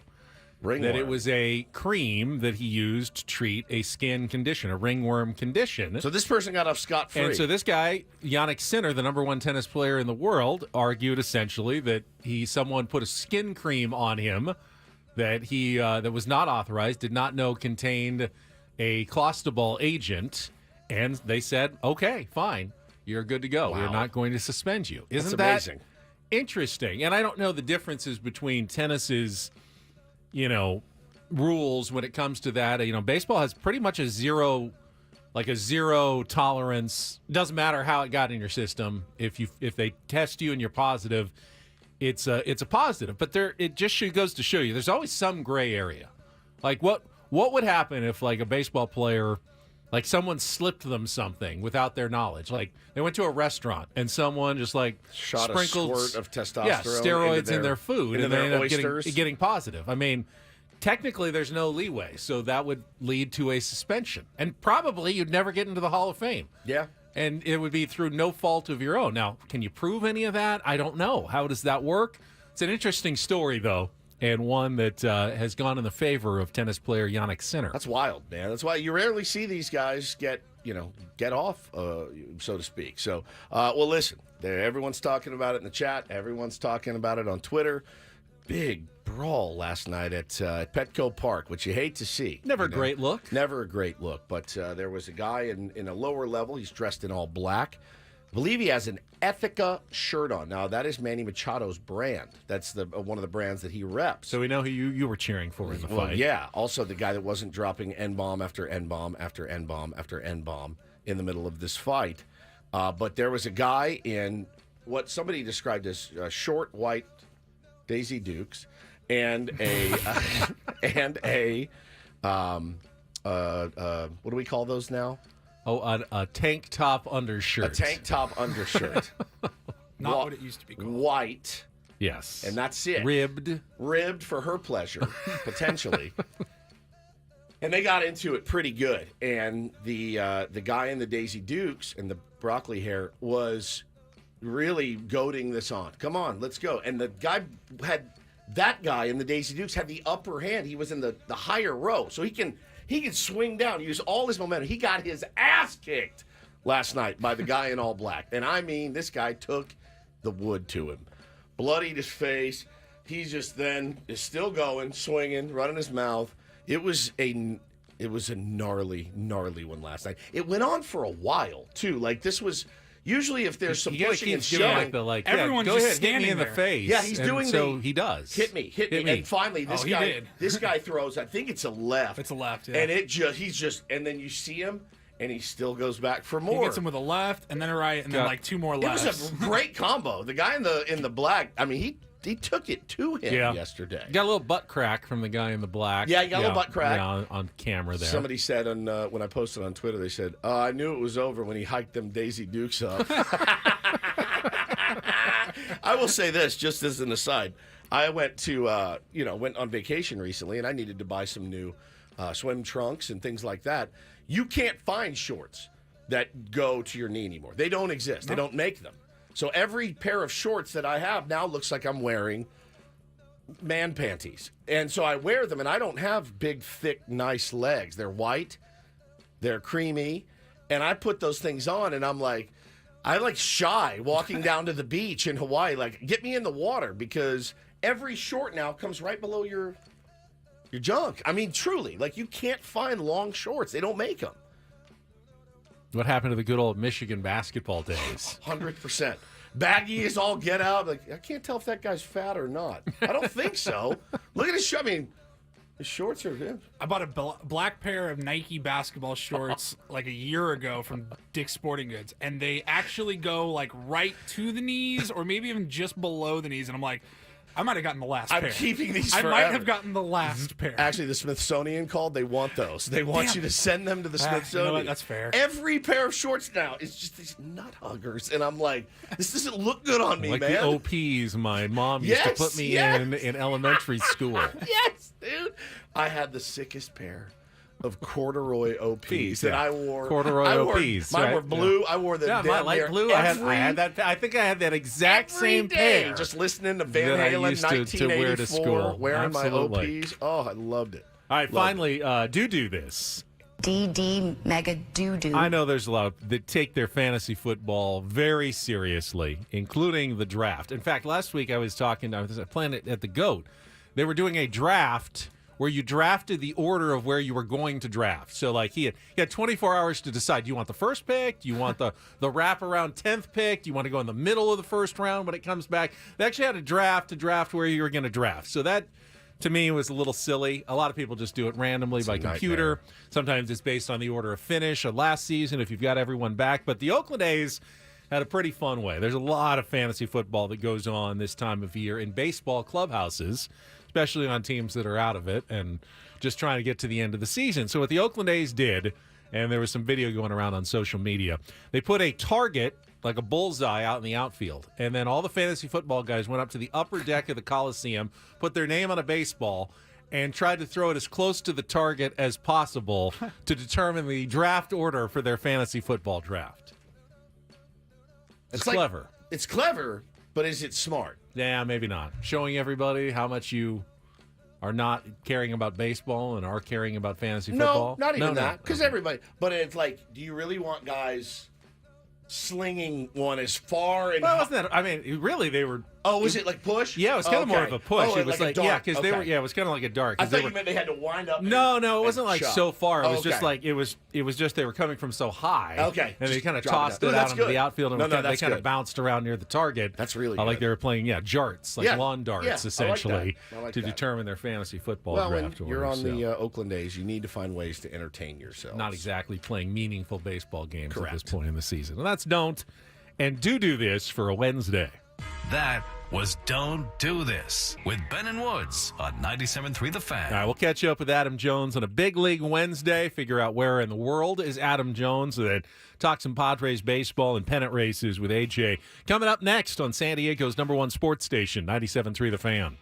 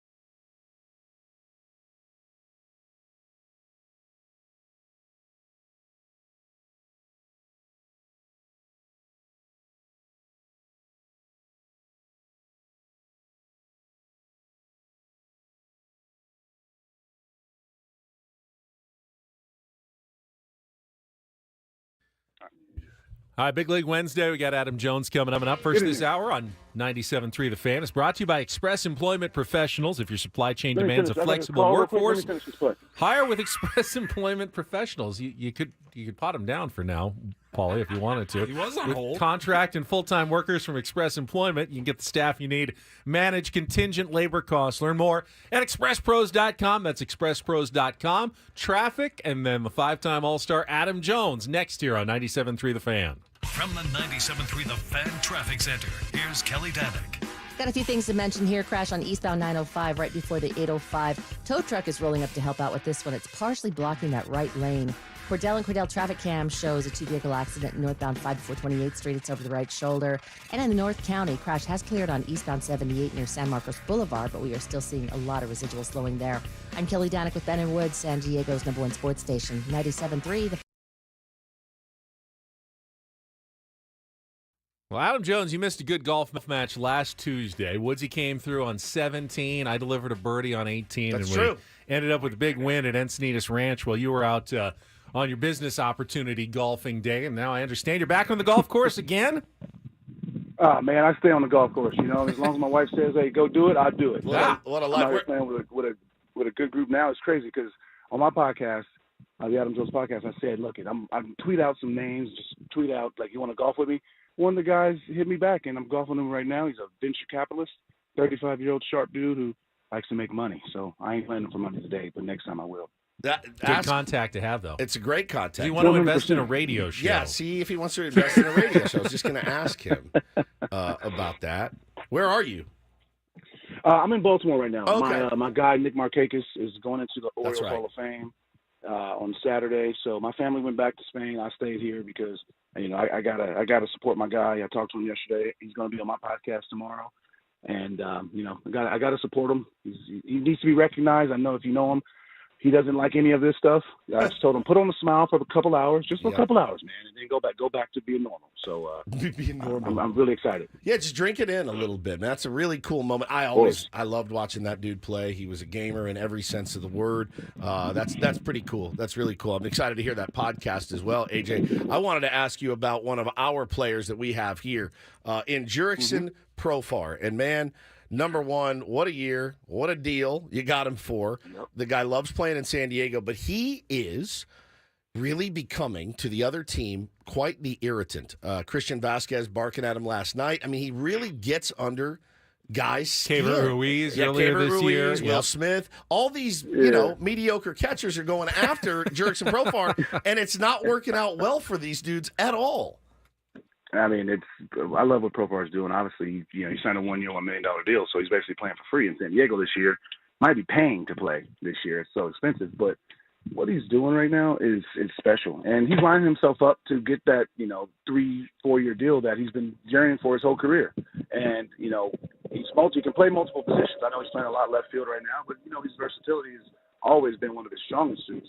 And I like it. You need that kind of the FU kind of guy. Yep. And he's that guy. Tommy Pham is one of those guys that you want him on your team because he'll go to battle for you. You don't want to be on the opposite team, but you want to be a real team. Hey, if he's annoying guys and if the results is W's, oh well. Hey, look, we can all get off the bench and we can fight if we need to. But at the end of the day, look, we're trying to get some W's. And the style of play, the energy he's bringing, you see, they have the best record since the break. So keep it up. Padres put Ha-Seong Kim on the injured list yesterday, and with this team that has all these shortstops on the roster, they now have a bit of a shortstop problem. Xander Bogaerts played there in the 9th yesterday, but said after the game that basically, he feels more comfortable just staying at second base. They already moved him once, doesn't really want to move back. How big of a deal have you found for, Major League Baseball players that changing positions in the middle of a season would be? Well, he's a vet, so therefore he's earned the regards to. First of all, he moved. He didn't have to do that, so he earned the regards to, like, hey, I'm comfortable here right now. I've worked my ass off to get comfortable here. Like, let me just stay here. You want to bring Jackson Merrill back in? No. He's back in the shortstop. No chance. Manny, I know Manny has played there sparingly when needed, but I know he doesn't want to do it. But again, it's a good problem. Hey, Cronenworth, you're the most athletic person on the actual field, so why don't you get your ass to shortstop and do? I mean, just it's a good problem to have. I mean, again, Cronenworth is the most athletic person. So to put him at shortstop, a position that he is natural to. Again, I don't know how much he's worked at it, but he might be the guy for the next few weeks. It could be by committee, but it's a good problem to have, man. You got surplus. That's why you got all these guys. You always draft shortstops. They do. It's weird though, because it's like I just get the sense that they're going to be running Tyler Wade out there for the next 10 Tyler games. Wade. And yeah, I mean he's fine. He's fine. Yeah, he's fine. I mean, if the other guys in the lineup do their 540 OPS. I know. But listen. But he plays good defense. If he's able to get on base. Yeah, if he can get on base. I mean, sometimes his 0 for 3 can look a little bit better because he doesn't necessarily always have to be a 3 for 3 game for him. His speed allows him to be dynamic, even though a result might not be a base hit. Sure. No, it's a very fair point you make. The back of the bullpen is pretty nasty. Not pretty nasty. They're very nasty. They're very, very nasty.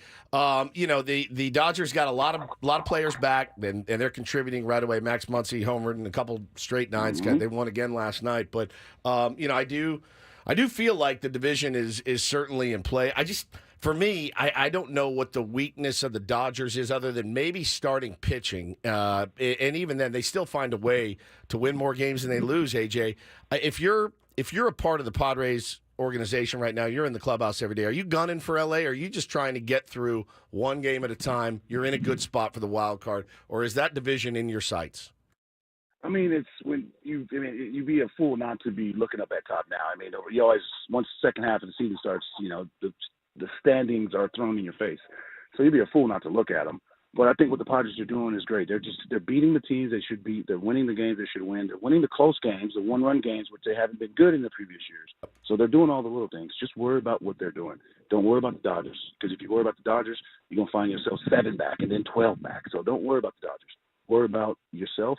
Get tonight's win and go home, and then get tomorrow's win. That's the only thing that they can do, and they've been doing a great job of that the second half. And again, those additions, with those veterans, I think it's going to pay off with Cease. And then we got some guys coming back, too. Don't think Darvish ain't coming back soon. So, hopefully he comes back. Hopefully. Yeah, and that'll be big. And you got Tatis. That's like getting a trade. He's been out for 2 months. So, there's a lot of good things that can happen, because you got 5 weeks left. This is what you want. Well, I know you must have had at least 1 or 2 shots while we've been trying to talk to you here. Everyone in the chat is debating. Are you driving in the car? Are you throwing the phone on the ground while you're making shots and talking to us? What's going on? How's the round? No, it's good. We're on a par 5, and I'm just they're allowing me to talk, and they're swinging, they're waiting. You get back to your round. We'll talk to you. We get to talk to you every week, so we'll let you get back to your venture capitalist and make some putts. Have fun with the Nick Markakis induction and this week, and we'll talk to you again next Wednesday, AJ. Thank you. Appreciate it. Adam Jones on the golf course. I mean, Paulie's like, I'll give you the day off. He's like, no. He's like, occupational hazard. Amazing.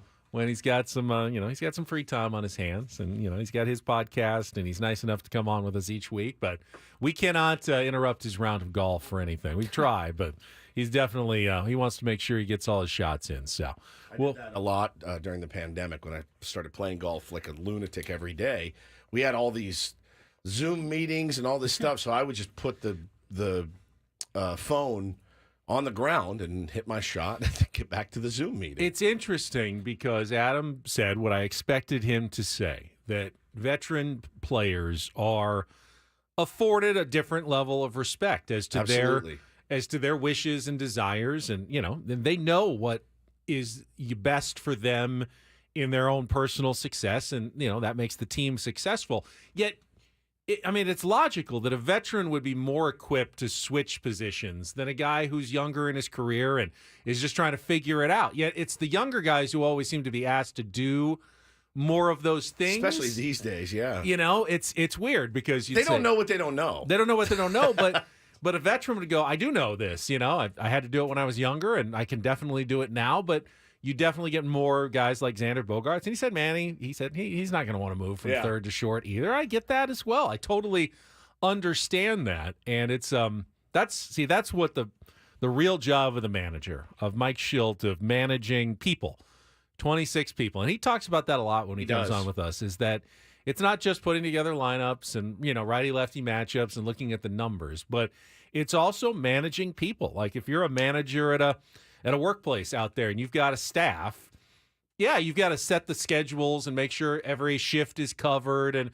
everyone gets their training and, the operations are, carried out as they're supposed to. But you're also managing people, personalities, and trying to make sure everyone fits together in the right sort of ways. And that's what Mike Schilt does have to do for, 26 guys at a time on a major league team. Yeah, you got to keep it fair, as our boss Adam Klug likes to say. Got to keep it fair. Whatever his idea of fair may be. Version. Woods' idea of fair never seems to match with what Adam's idea of fair is. No, it's not even my idea. It's just logistics. It's like it's actual numbers. But. I was just looking up. Do you guys remember this was a little throwback Wednesday, way back Wednesday. Speaking of Adam Jones on the golf course, we had Randy Jones. Remember when he called in? He was like listening to the show. He randomly called in. Yes. And he was on the golf course. And I was like, I feel like we saved something from that. I don't remember this at all. I remember we were talking about the Padres or whatever, the 60-game season, and he's like, hang on, I got a putt. And we're like, just do it on the air. And he put his phone on speakerphone. Would you shut up? I'm trying to putt. Do you have more? Or is that that's it? all That's all you have? That's all we have saved. Shut up. I'm trying to putt. Would you shut up? I'm trying to putt. Love that man, dude. Love him. Probably in the big scheme of things, less interviews with people while golfing. they're golfing is probably better for the show. But every once in a while, whatever. We'll roll with the punches. Yeah, so. it happens. It happens from time to time. But no, I AJ's always welcome golfing on a yacht, wherever he may be for the day. Yeah, and he admitted, the standings are in your face in Sure. the second half of the season. You can't avoid it, so you might as well embrace it. Padres are certainly keeping an eye on what the Diamondbacks and Dodgers are doing. You know what I can't do anymore, though? Is that as soon as that game ended last night, I went right over and put on the Dodger game. Like, I can't do that on a work night. That's probably what kept me up way too late. I need to just be able to shut it off. But I was over there scoreboard watching, too. I was texting with my son, and he goes, well, I guess it's good, I guess, if everyone else wins, it feels good to win and keep pace because the Dodgers and Diamondbacks both won. Padres kept pace. But it also, the same thing, when they both lose, you feel like it's a missed opportunity if you don't win. Yeah. And obviously, if you lose and they win, you've dropped a game in the standings. It's a nightmare. It doesn't really matter what the other teams do. Every day, it's better to win than it is Correct. to lose. Yes. And it's better for them to lose than it is for them to win. But it's not like, they won, so we have to win today, because you feel the same way. When they lose, it feels kind of like when they lose, you that. have to win today too. That's true. Then you're giving up that chance to gain ground in the race. It's that meme of that girl that does the two sides where she smiles and then she goes, ooh. You know what I mean? You know that one? Yeah. And it's like, well, we lost, well, but so did the Diamondbacks and Dodgers. So it's an excruciating time of year. But yeah, I can't do that. I cannot go right to MLB TV and start watching the Dodgers Mariners in the 6th last night if I want to expect to get to bed and come in and talk about the games. But that was actually a decent game until it wasn't. Jason Hayward hit a 3-run bomb. And Andres Munoz just serving it up real good. We won that trade. We didn't. It would have been nice that all the times that he's, stuck it back to us and other teams, that they could also do it to the Dodgers. Correct. So. Yeah.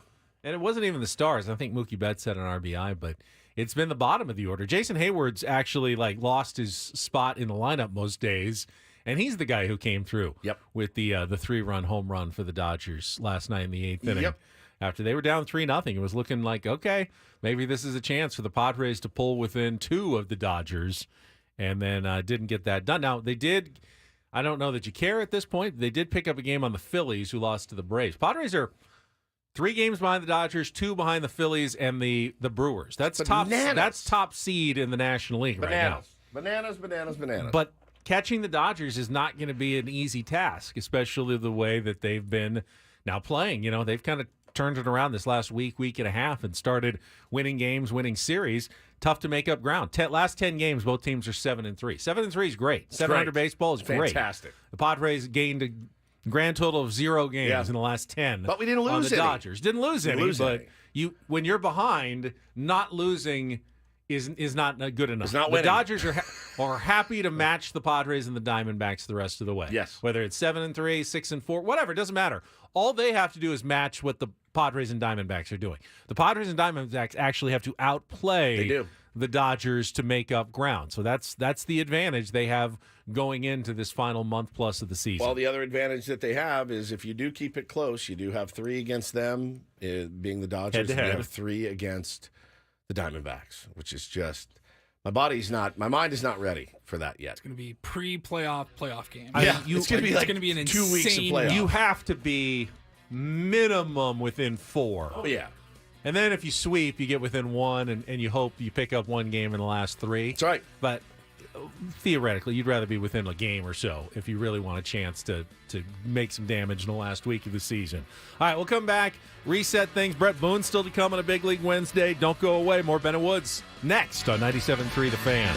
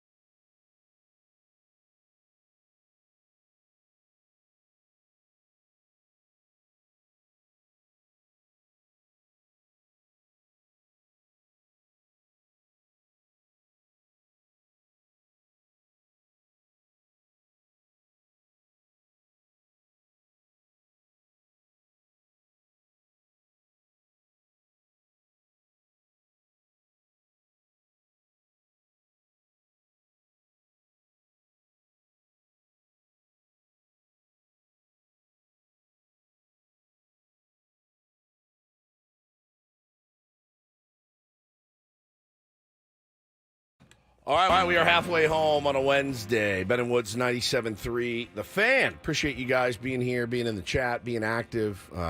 Really, I mean, can't do it without you, obviously. Thanks for being here. Love talking Padres baseball with you every single day. I'm Woodsy. That's Paul Reindl. He's the executive producer. Good morning, Paulie. Top of the morning to you. To my left is Benjamin Higgins, your friendly neighborhood sports anchor. Good morning to you, Benjamin. Good morning. I mean, I wouldn't want to do it without the tier ones. They're what makes me want to get up in the morning and come in and do this show. But there are a lot of people out there who host like podcasts that don't have any audience, but they do it anyway. Yeah, it's like the gratification of talking and recording yourself talking for a period of time. Yeah, maybe that's just the artistic expression. Yeah. You know, I mean, I don't know that people, that famous painters, I think they painted for them. Right. And I think that sometimes musicians, they write songs for them. Maybe some of these podcasts, after they die, will become very valuable. Yes. And they'll become very famous posthumously. Yeah, after, oh man, this guy, I wish he could have seen this success while he was here in his basement. But now his podcast is the biggest thing in the world now that he's gone. I don't think that happens with podcasts. It doesn't seem to. Not like impressionist art. It's different. Yeah, I mean, like there's been radio shows that have come and gone. There's even in this town, there's been a couple radio stations come in. You're like, this got some promise. There's some promise here, and then it goes away quickly after a year or something. But I don't find myself going back and revisiting those and be like, yeah, they really missed on this one. They should have given this one another year or two to get off the ground. But I just don't think it happens in audio. It does happen with music a lot, actually. That happens quite a bit. You're like, man, I really should have gotten into that guy or girl when they were alive. Somebody passes away in their albums. Yeah, they go the top of the charts. through the roof. Talk, though, is a very immediate you want it right there. Medium. Yep. Like, you go back and listen to an old Ben and Woods show, there might be some good moments, throwback stuff. But for the most part, a show from 3 years ago is going to feel kind of dated. Slightly. Yeah. Well, the 2021 collapse for the Padres continues here. What is Brandon Drury doing, man? I just don't understand. But no, I have a gift for you guys. I wanted to. I brought it in this morning, and it was an interesting scenario that happened to me yesterday. So I like gifts. Yeah, you guys like gifts. Got one of my neighbors, Brian Geffen, really, really good dude, does screen printing, and we were talking yesterday on the show about ass. Adam Scott Suarez. Now, we had another podcast, I think it was the Podfathers, that said, Woodsy, I got ass shirts for you guys. And I said, you bring all the ass that you bring it, and I'll handle it. Don't worry about it. I can handle it. I'll handle the ass. Ass to the rescue. Ass to the rescue. Back that ass up. Whatever pun you want to use. So they got some coming for us, too. But Brian texted me. He goes, I got ass shirts for you guys. He goes, they'll be done by the time you get off work. So I get home from the gym, I go home and I lay down for a minute, and he's like, bro, they're at your front door. So I walk outside, and there's this huge stack of ass shirts sitting on my front porch. For anyone who doesn't know, that's the acronym. I said it already. Adam, Scott, and Suarez. I just want to be clear. And that's nice. And he put our Ben and Woods logo on nice. the back. So here's the back, the Ben and Woods, and then the front is ass. Oh, that is epic. Isn't that incredible? I'm holding it up to the Heroes of the Night. Heroes of the Night. Is that from our song? Yeah. Yeah. Heroes of the Night. There's one for you. Thank you. Can I get two? Oh, you want two? Yeah. Well, how much ass can you handle? So Jesus, I was ass at work. Man over here. I was at work yesterday, and I'm in the studio, and I have my IFB on, and Ryan, who's what in is the an IFB? IFB, internal feedback. It's my earpiece. So I can. Yeah. I can talk to the control room. That's a 2X. And Ryan in the control room says, "Are you on? You're on the radio like every morning, right?" Yep, and I go, "Yes, every day." And it says, "So was that you guys who played the novelty song about the Padres ass bullpen?" And I said, "Yeah, that was us this morning." He goes, "Oh, I had a friend who called me and he wants a copy of the song. Can I get 6 of them? And he wants a shirt. He said, I want a shirt." I said, "They're coming. I know people are making these shirts, so I will bring this in to him, and he requested one last night. I also need to get this and email it to him as well." So, this is apparently going to be the signature hit for the 2024 Padres. Yeah.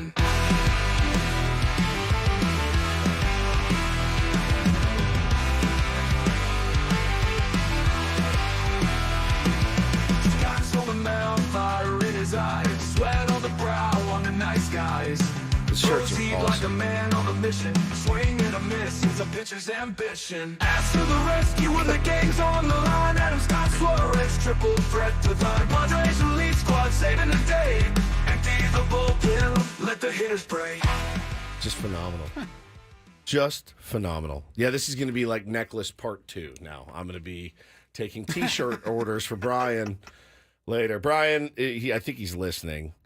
Thank you. He said these are basically, I whipped these up for you guys quickly. All right. So they're the guys that actually they would print all the Padres World Series shirts if they got there, which is pretty cool. Oh, wow. So official stuff. They do custom screen printing. He asks, does the station do all our merch? Hysterical. No, we have a third party that does it, but I love how these came out. These are great. And how many did you need? You need 2 is good. You have Thank 2. you. I've got 1. I'll give one back if you're. No, give it to him. We got 2 left. We got an XL and an L. I'll put it in the. Here's what we'll do. We'll throw it in the Ben and Woods locker because we do have our own locker here. And then when we do an appearance, I'll bring these out and we'll give them away. I got an XL and an L. I'm not driving to your house. I'm not shipping it to you. Don't ask me.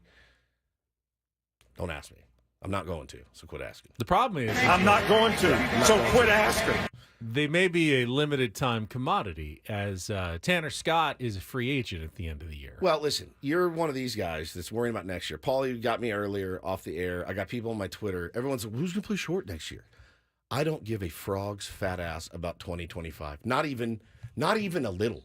Like, I can't let my mind go anywhere to be like, next year we could. I don't care. This is so fun. I'm so into it. This is great. This is part of enjoying the ride for me.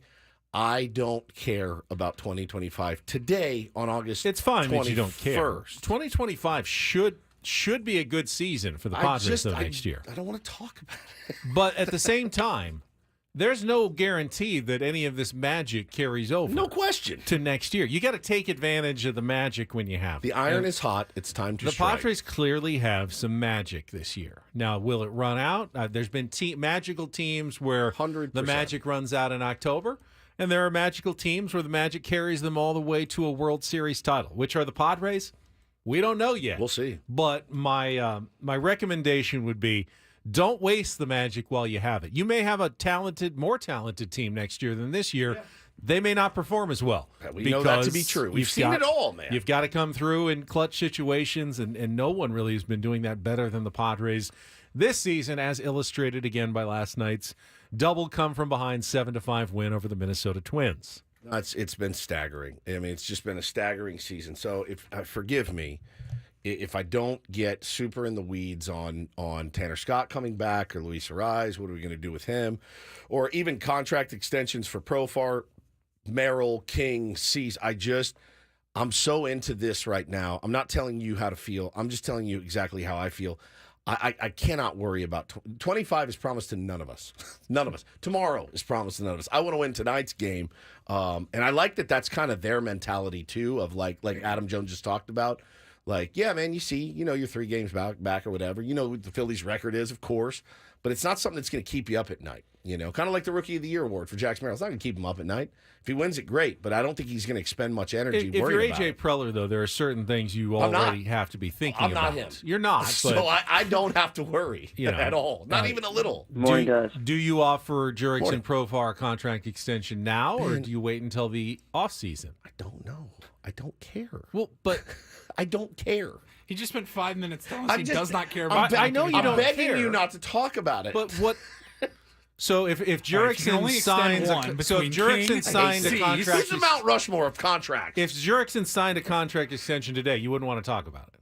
No, if he signed one today, sure. But should they be talking about it today? Why is that not then a topic? It certainly could be something they're discussing. Well, I mean, a lot of things could be happening. Maybe even should be discussing. I have no right idea. now. I have no idea. Somebody says you're trolling me. I think you are trolling me. I'm not trolling you. It's an absolute legitimate concern, not just for AJ Preller, but for Padres fans as well. I've just walked back part of my statement. Orthodox Evans nailed it and says, all I care about next year is that Bud Black retires. 1,000. That is the only, two and things. Dave Manager's lifetime extension. And Dave Roberts gets a lifetime extension, and Skip Schumacher is not the Dodgers manager next year. Those are the only three things I think about and care about, and they're all manager related. So, yeah, I think you're gaslighting me right now. No, there's a lot of stuff that you just have no idea. I mean, we've talked about Roki Sasaki. There was a report a few days ago that I saw he that. may not come over to Major League Baseball. He's having just an okay season. So they said it's like a 2 ERA, but he's it's like he's like 6-2 with a 2.55. He's like, I am not having a good year. I don't know if this is the best. The thing is like him coming over here is not dependent on. It's not like if he has a great year, he's going to get more money. He's going to get the same money. So, I mean, he's not playing for a contract per se, but in his mind, he's like, I'm not at my best. Which is weird because the earlier he gets here, if he's coming early, might as well come as early as possible because then you're committing to 6 years before you can be a free agent. 100%. And I get it. A lot of this, and I don't think we need to do any idle speculation about 2025. But again, there are legitimate issues with guys who are going to be free agents at the end of this year that you could be talking about locking up right now. And there is Jurickson Profile. There is a better than 50% chance that they absolutely are. That AJ Preller is probably in a room with a couple of his guys kicking it around and going, what's it look like? What does it look like? Jurickson does not have Scott Boras anymore, so that's a check mark in favor of the Padres and AJ Preller. But I'm so into every night's game. And I know in this business it's our job to kick things around and prognosticate and forecast, but I don't have a crystal ball. I'm enjoying 24 so much more, Ben, than I thought I would. So much more than I thought I would. It's been the most fun I've had covering this team, and that includes a run to the NLCS. That was so special and magical.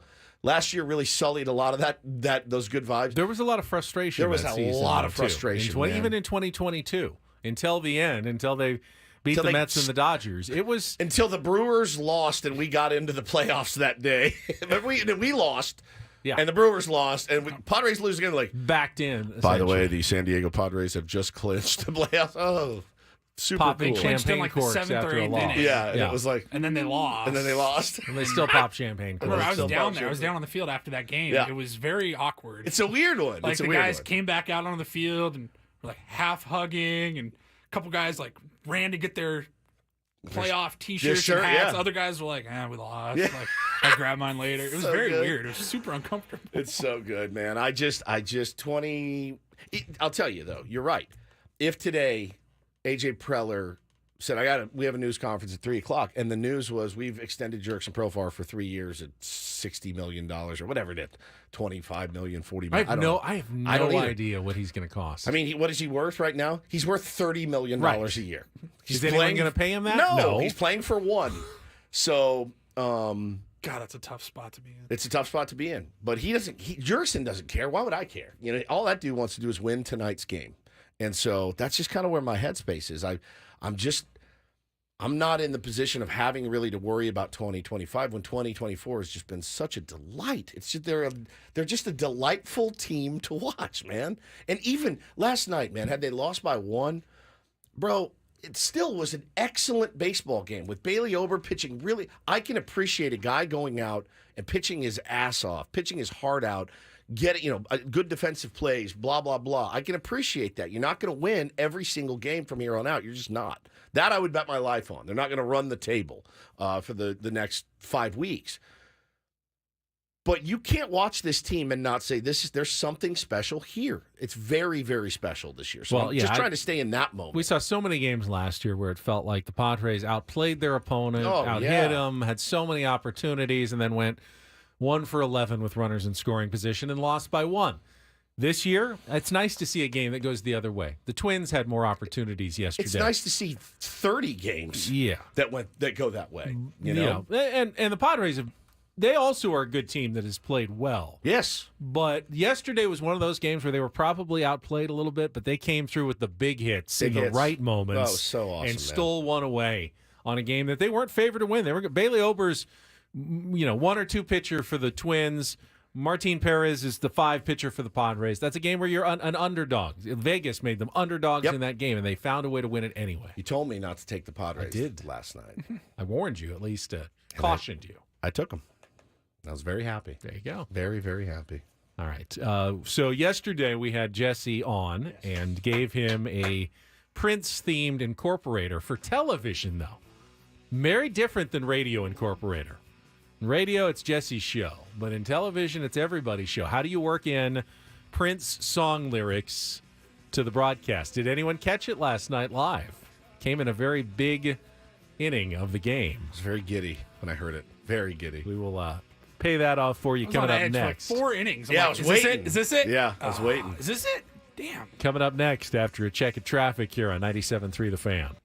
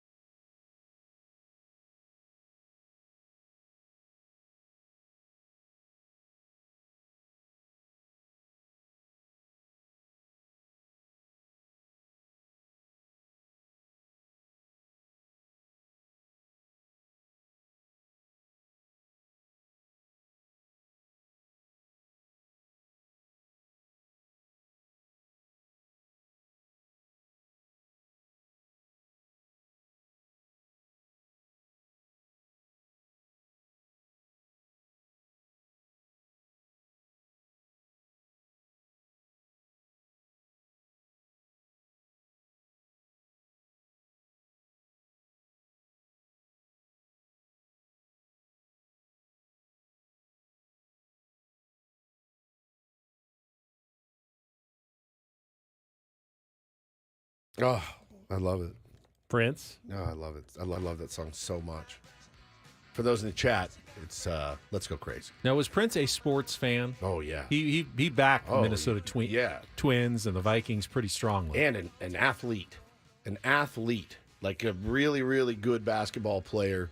That dude knew hoops inside and out. And the Charlie Murphy story is absolutely real. I heard him on Stern telling it again. Like, no, man. They said, did Prince really beat you at basketball? He goes, basketball is a team game. But yes, my team did lose 4-on-4 to Prince's team. It wasn't a 1-on-1. But and it is true. He did it in high heels. Like big ass chunky pumps. And he would go up and play basketball in like big purple chunky pumps. Because he still had to have style. Yeah, I mean he was a legend, And there's this Stern special they just did, like a storytellers. They had 20 different people in there telling about the time that they met Prince, and it is riveting radio. Speaking of rocking the shoes, Paulie was just telling us about Mike Schiltz. Yeah.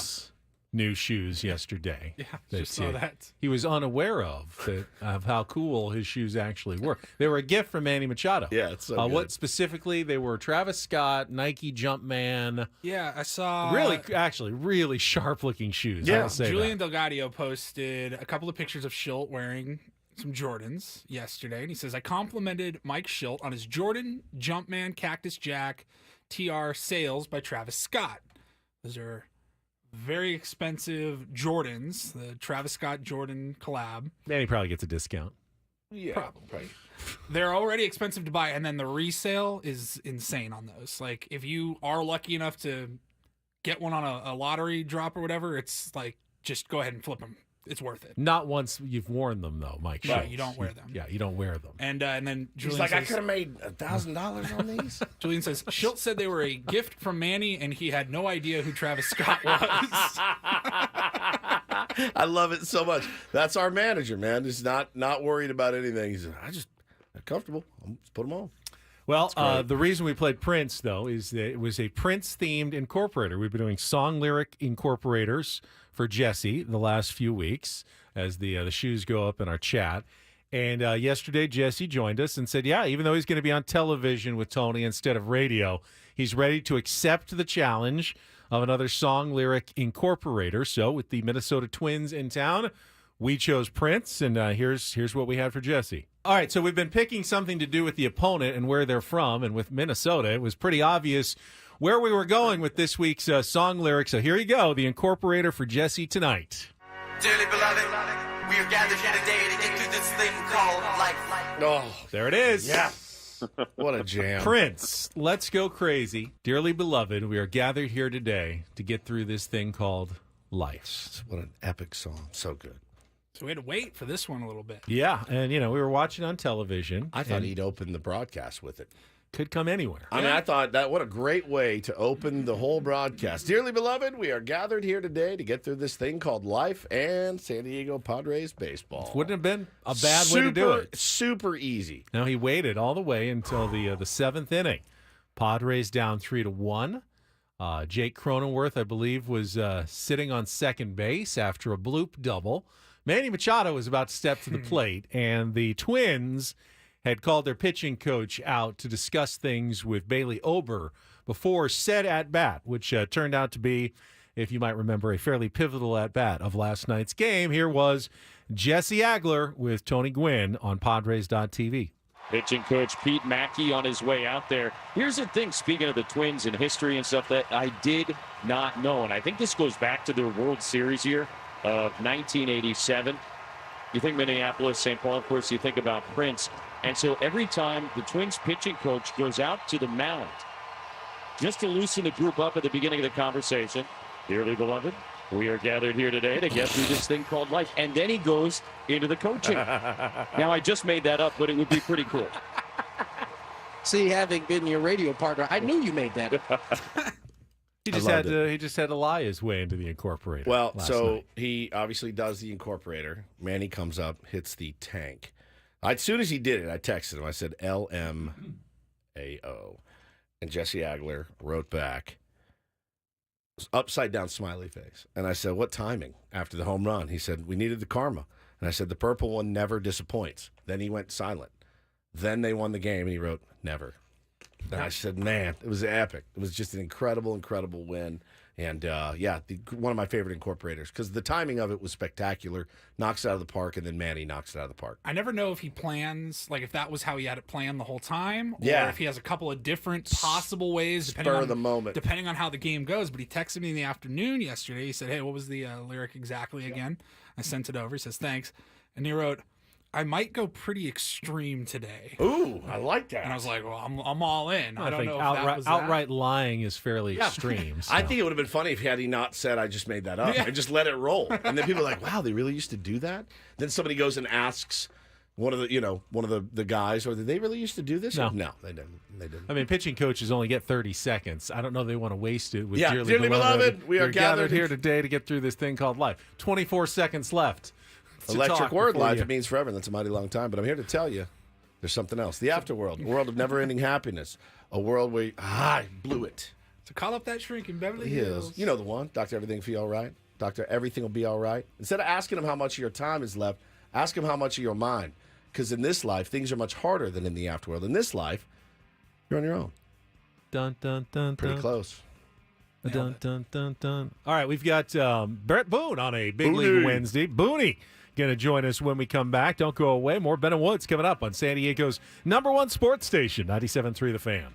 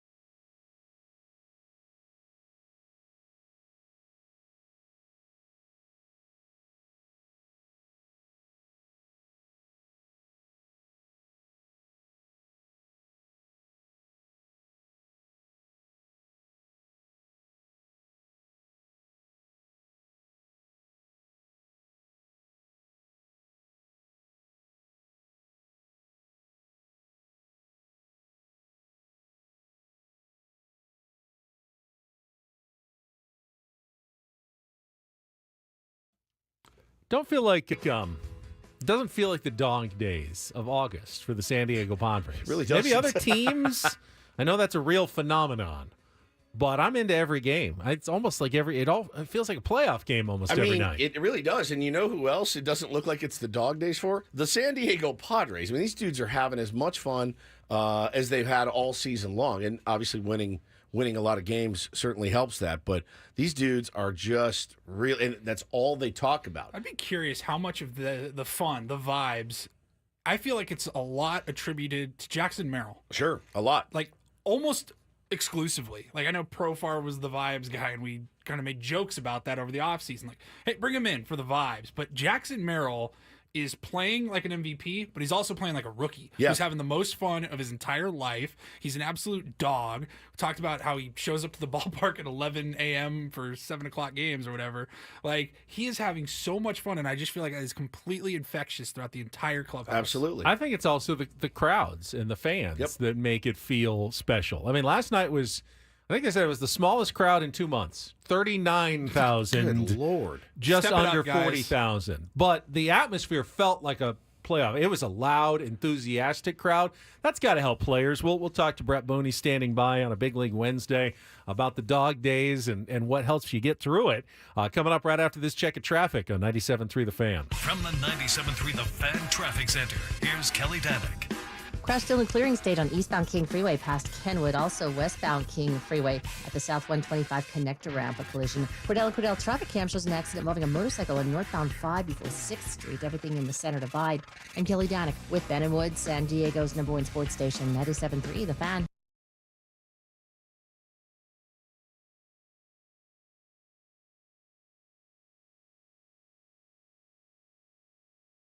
And we're joined right now by Odyssey MLB insider Brett Boone. Insider Calls presented by Grainger with supplies and solutions for every industry. Grainger has the right product for you. Call, click Grainger.com, or just stop by. Brett, the host of the Brett Boone Podcast, featuring the most notable names in MLB and around sports every week. And we say good morning to Booney. Brett, how have you been this past week? Good. And who else would it be with that epic Crazy Town song? Yeah.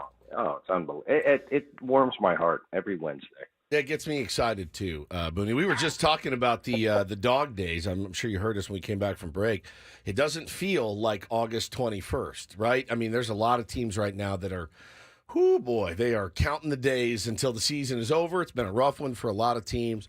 But this one, I mean, these guys look as fresh and energized and energetic and having as much fun as they have all season long. It's been incredible.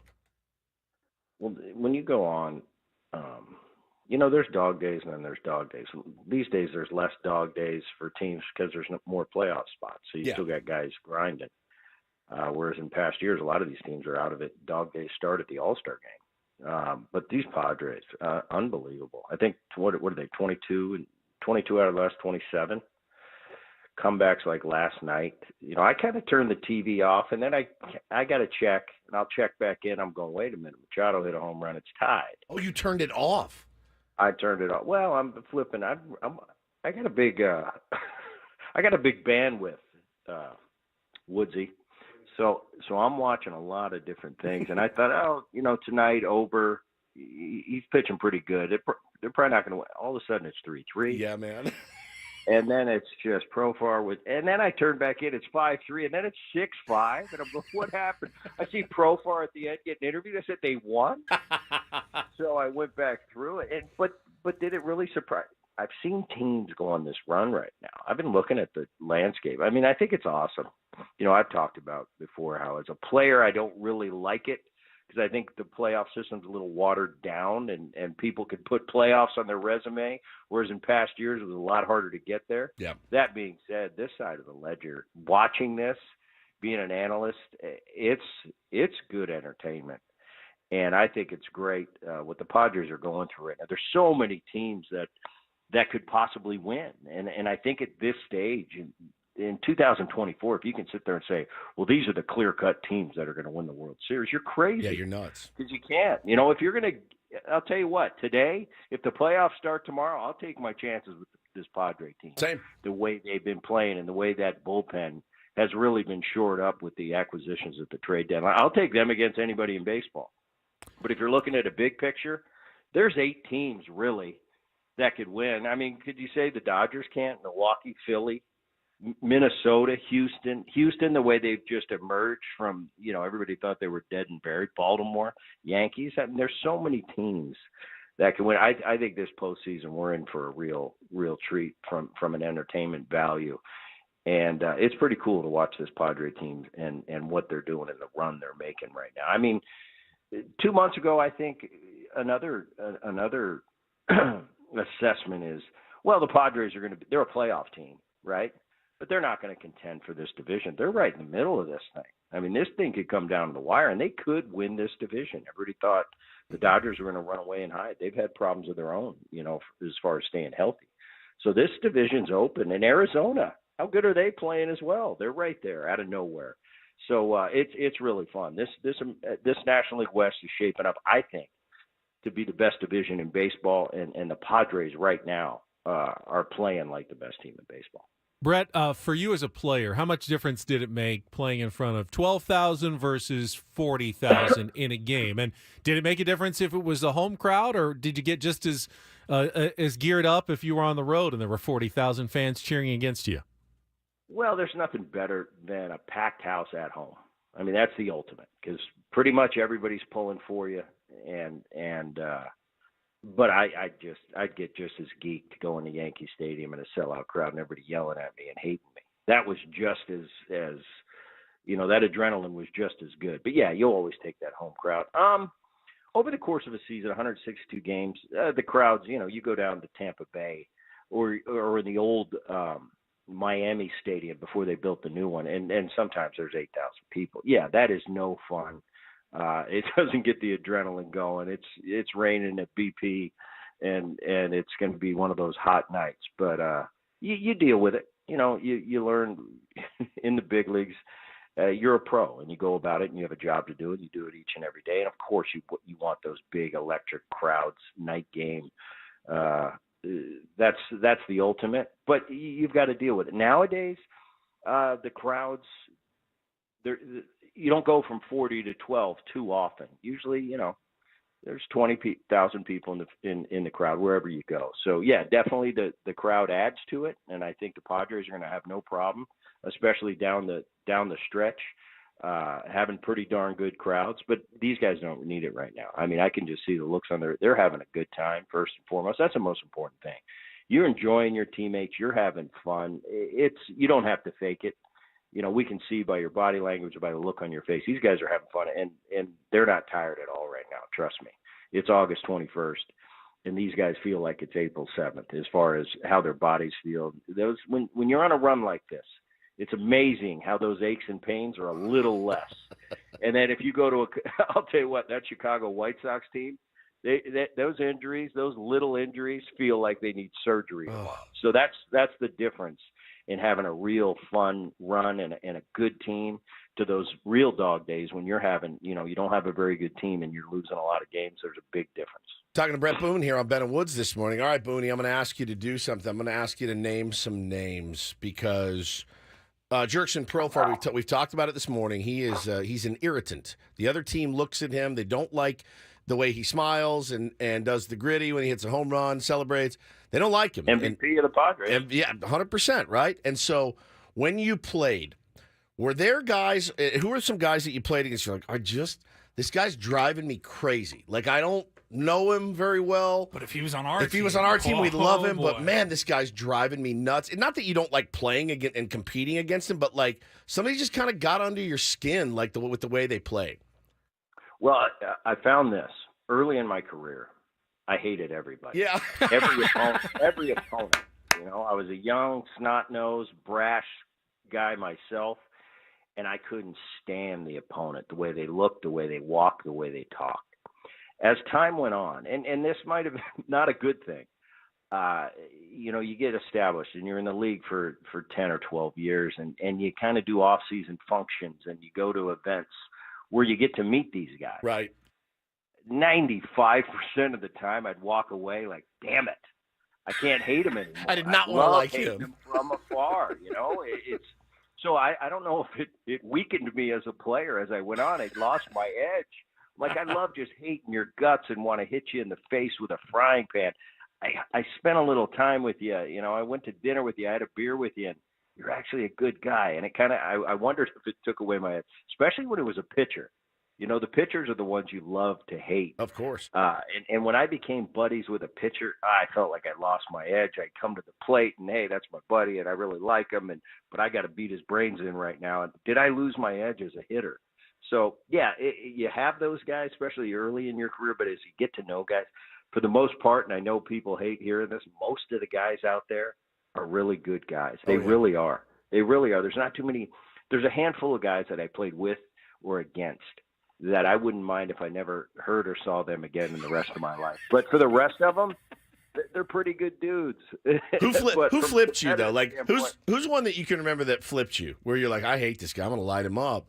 And Clemens. I wanted okay. to kill him. I wanted to kill him. There's Clemens. There's a good story. My first at bat in the big leagues against Clemens. I'm digging in. I'm scared to death, but I'm not letting you know.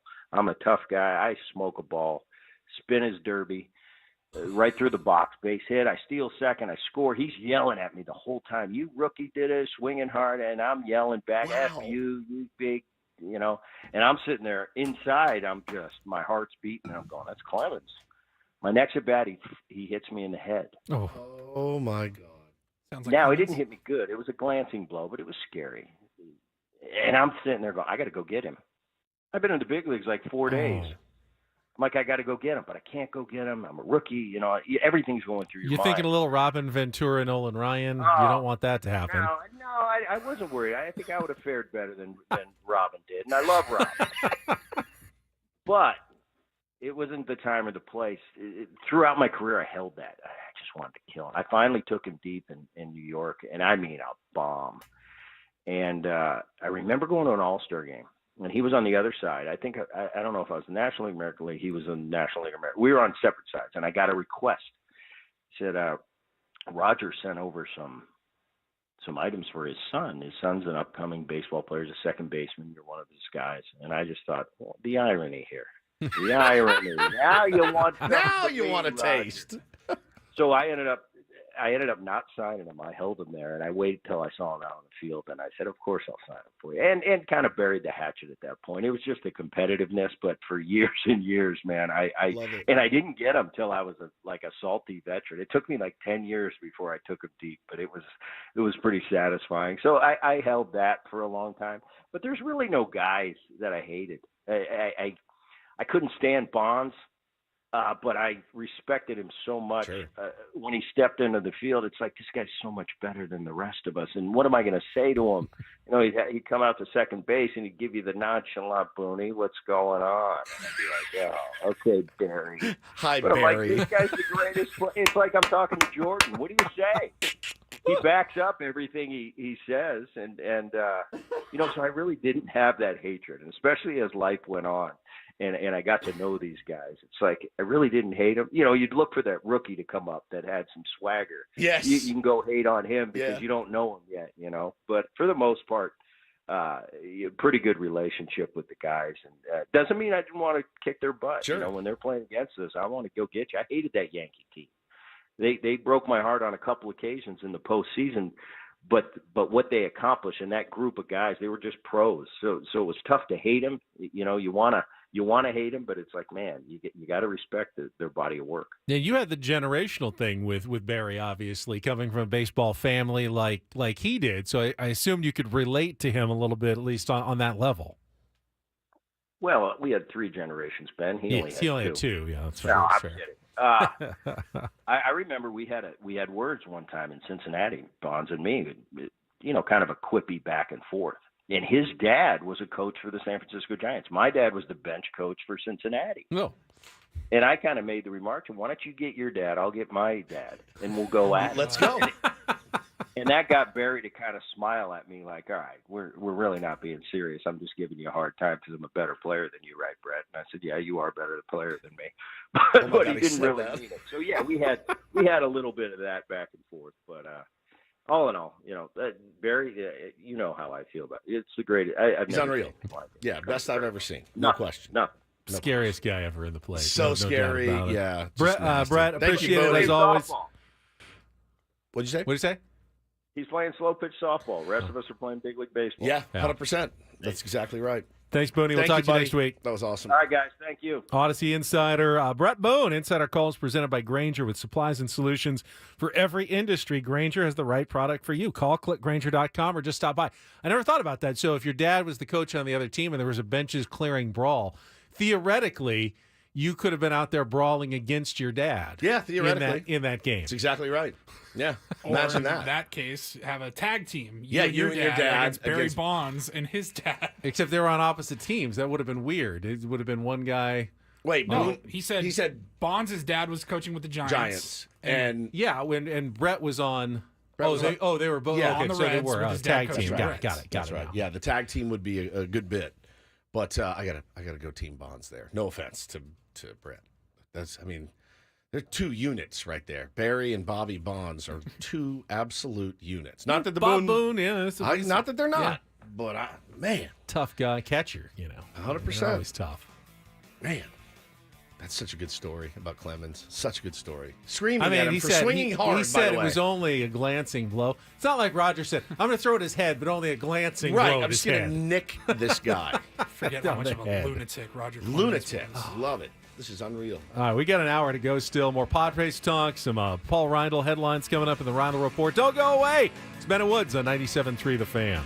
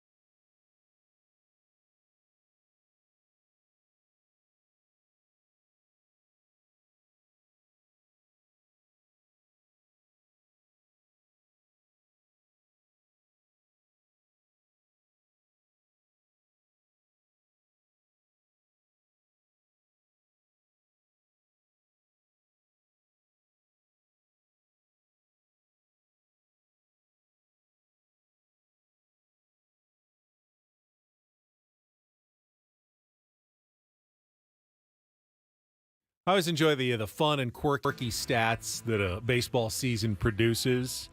Obviously, there's the big ones. Padres have the best record in baseball since the All-Star break, 22-5, which also and Kevin Acee had this, matches the best 27-game run in team history. So the Padres, no Padres team has ever done better than 22-5 over a 27-game stretch. They did it once in 2005 and once in 1989, and he says no Padres team has ever won 23 of 28. So chance to go for that today with a win and a sweep. I like the whole the 4-run innings. Padres are 43 times that they have had at least 4 runs in an inning this year. That's already the third most in franchise history, and they still have 35 games left, or whatever it is, to improve on that. If you looked on Twitter last night, we have the worst offense in baseball by far, man. This is nuts, though. And we talked yesterday, Benny, about the late inning. You know, what's their when they score like in the 7th and 8th, they're one of the hottest hitting teams in the 7th and 8th, which, again, not the most pleasurable viewing experience. Let's be honest. Like, oh, God, we got to wait till the 7th. And then you get that feeling if they don't score in the 7th, you're like, it's probably game. This stat is pretty nuts. Posted by a Dodger fan, actually, yesterday. It says, if it feels like the Padres and D-backs just don't quit, it's because they rank number 1 and number 2 in baseball this season in high leverage WRC plus, weighted runs created plus. The Padres in late inning situations, high leverage situations, a 303 batting average, 386 OBP, 514 slug. That's in comparison to the Diamondbacks, 250. 250, 360, 437, 119 WRC plus. The Padres 153 WRC plus in late innings and high leverage. And I fully believe if you flipped it and the Padres had last year's lack of success in the clutch moments, they'd be languishing probably around 500. Not 17 games above 500 right now. No question. They needed all of that to get to where they are right now. And then the other the stat that I had from the UT just goes along with my long-held narrative that as Manny Machado goes, so goes the Padres. The Padres are now 20-0 this season when Manny Machado drives in multiple runs in a game. Insane. So the 2-run home run essentially clinched the victory. Even though they were only tied and they fell behind, Manny drives in 2. The Padres win that game, at least so far this year. So always some fun stats. I know Wood said something that he needs to get off of his chest regarding Shohei Ohtani. And we'll get that a little bit later this hour. This is news to me. Well, you were tweeting about it last night. Yeah, come on. You've got a gripe for Major League Baseball about Shohei Ohtani. This is insane. But hold on to that thought, and we will get to that after Paulie's Roundel Report. And get things started here with our today's edition of the Roundel Report. Now tuned into the greatest. Welcome to the Roundel Report with Paul Reindl. Hi, Paul. All right. 2 stories from the world of sports that we haven't gotten to yet. We'll start off in Major League Baseball. And 1 story that you didn't know you needed. Are you laughing, biatch? It's the Reindl Report. Hey, Paul, how you doing? Okay, how are you? On 97.3 The Fan. Are you ready to bless the mood? I need some help, please. That was good. Can I get a yeah? Oh, yeah. All right. Indeed. Good morning, my friends. We will start off just some fun audio here. So Kevin James, big New York Mets fan, and he was at the game yesterday. My doppelganger. Just go ahead and say it. I wasn't going. Yeah, I know to why say you it. did the story. It's fine. No. Yes, I look like Kevin James. I get it. I don't think you do. I get it. Just because other people may say it doesn't mean it's true. King of Queens. I've heard it all. It's not the worst comparison. It's not the best. It's not Steve McQueen It's or not, something like that. Oh, a movie about your life. Who stars as you? You don't want them to say Kevin James. Right. Yeah, it's like if Nicolas Steve Cage Buscemi can play John Madden, I'm sure Kevin James can play Stephen Woods.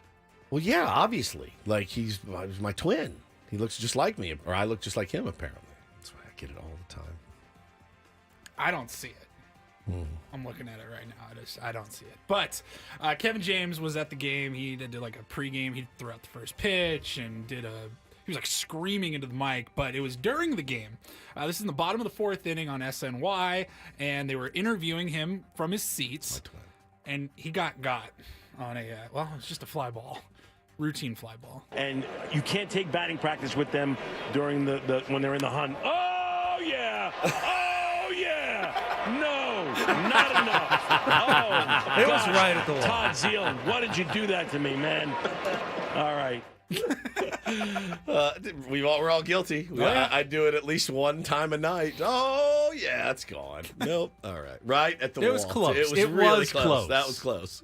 Those center field ones are always the hardest to judge, too. You can't take batting practice with them during the when they're in the hunt. Oh, yeah.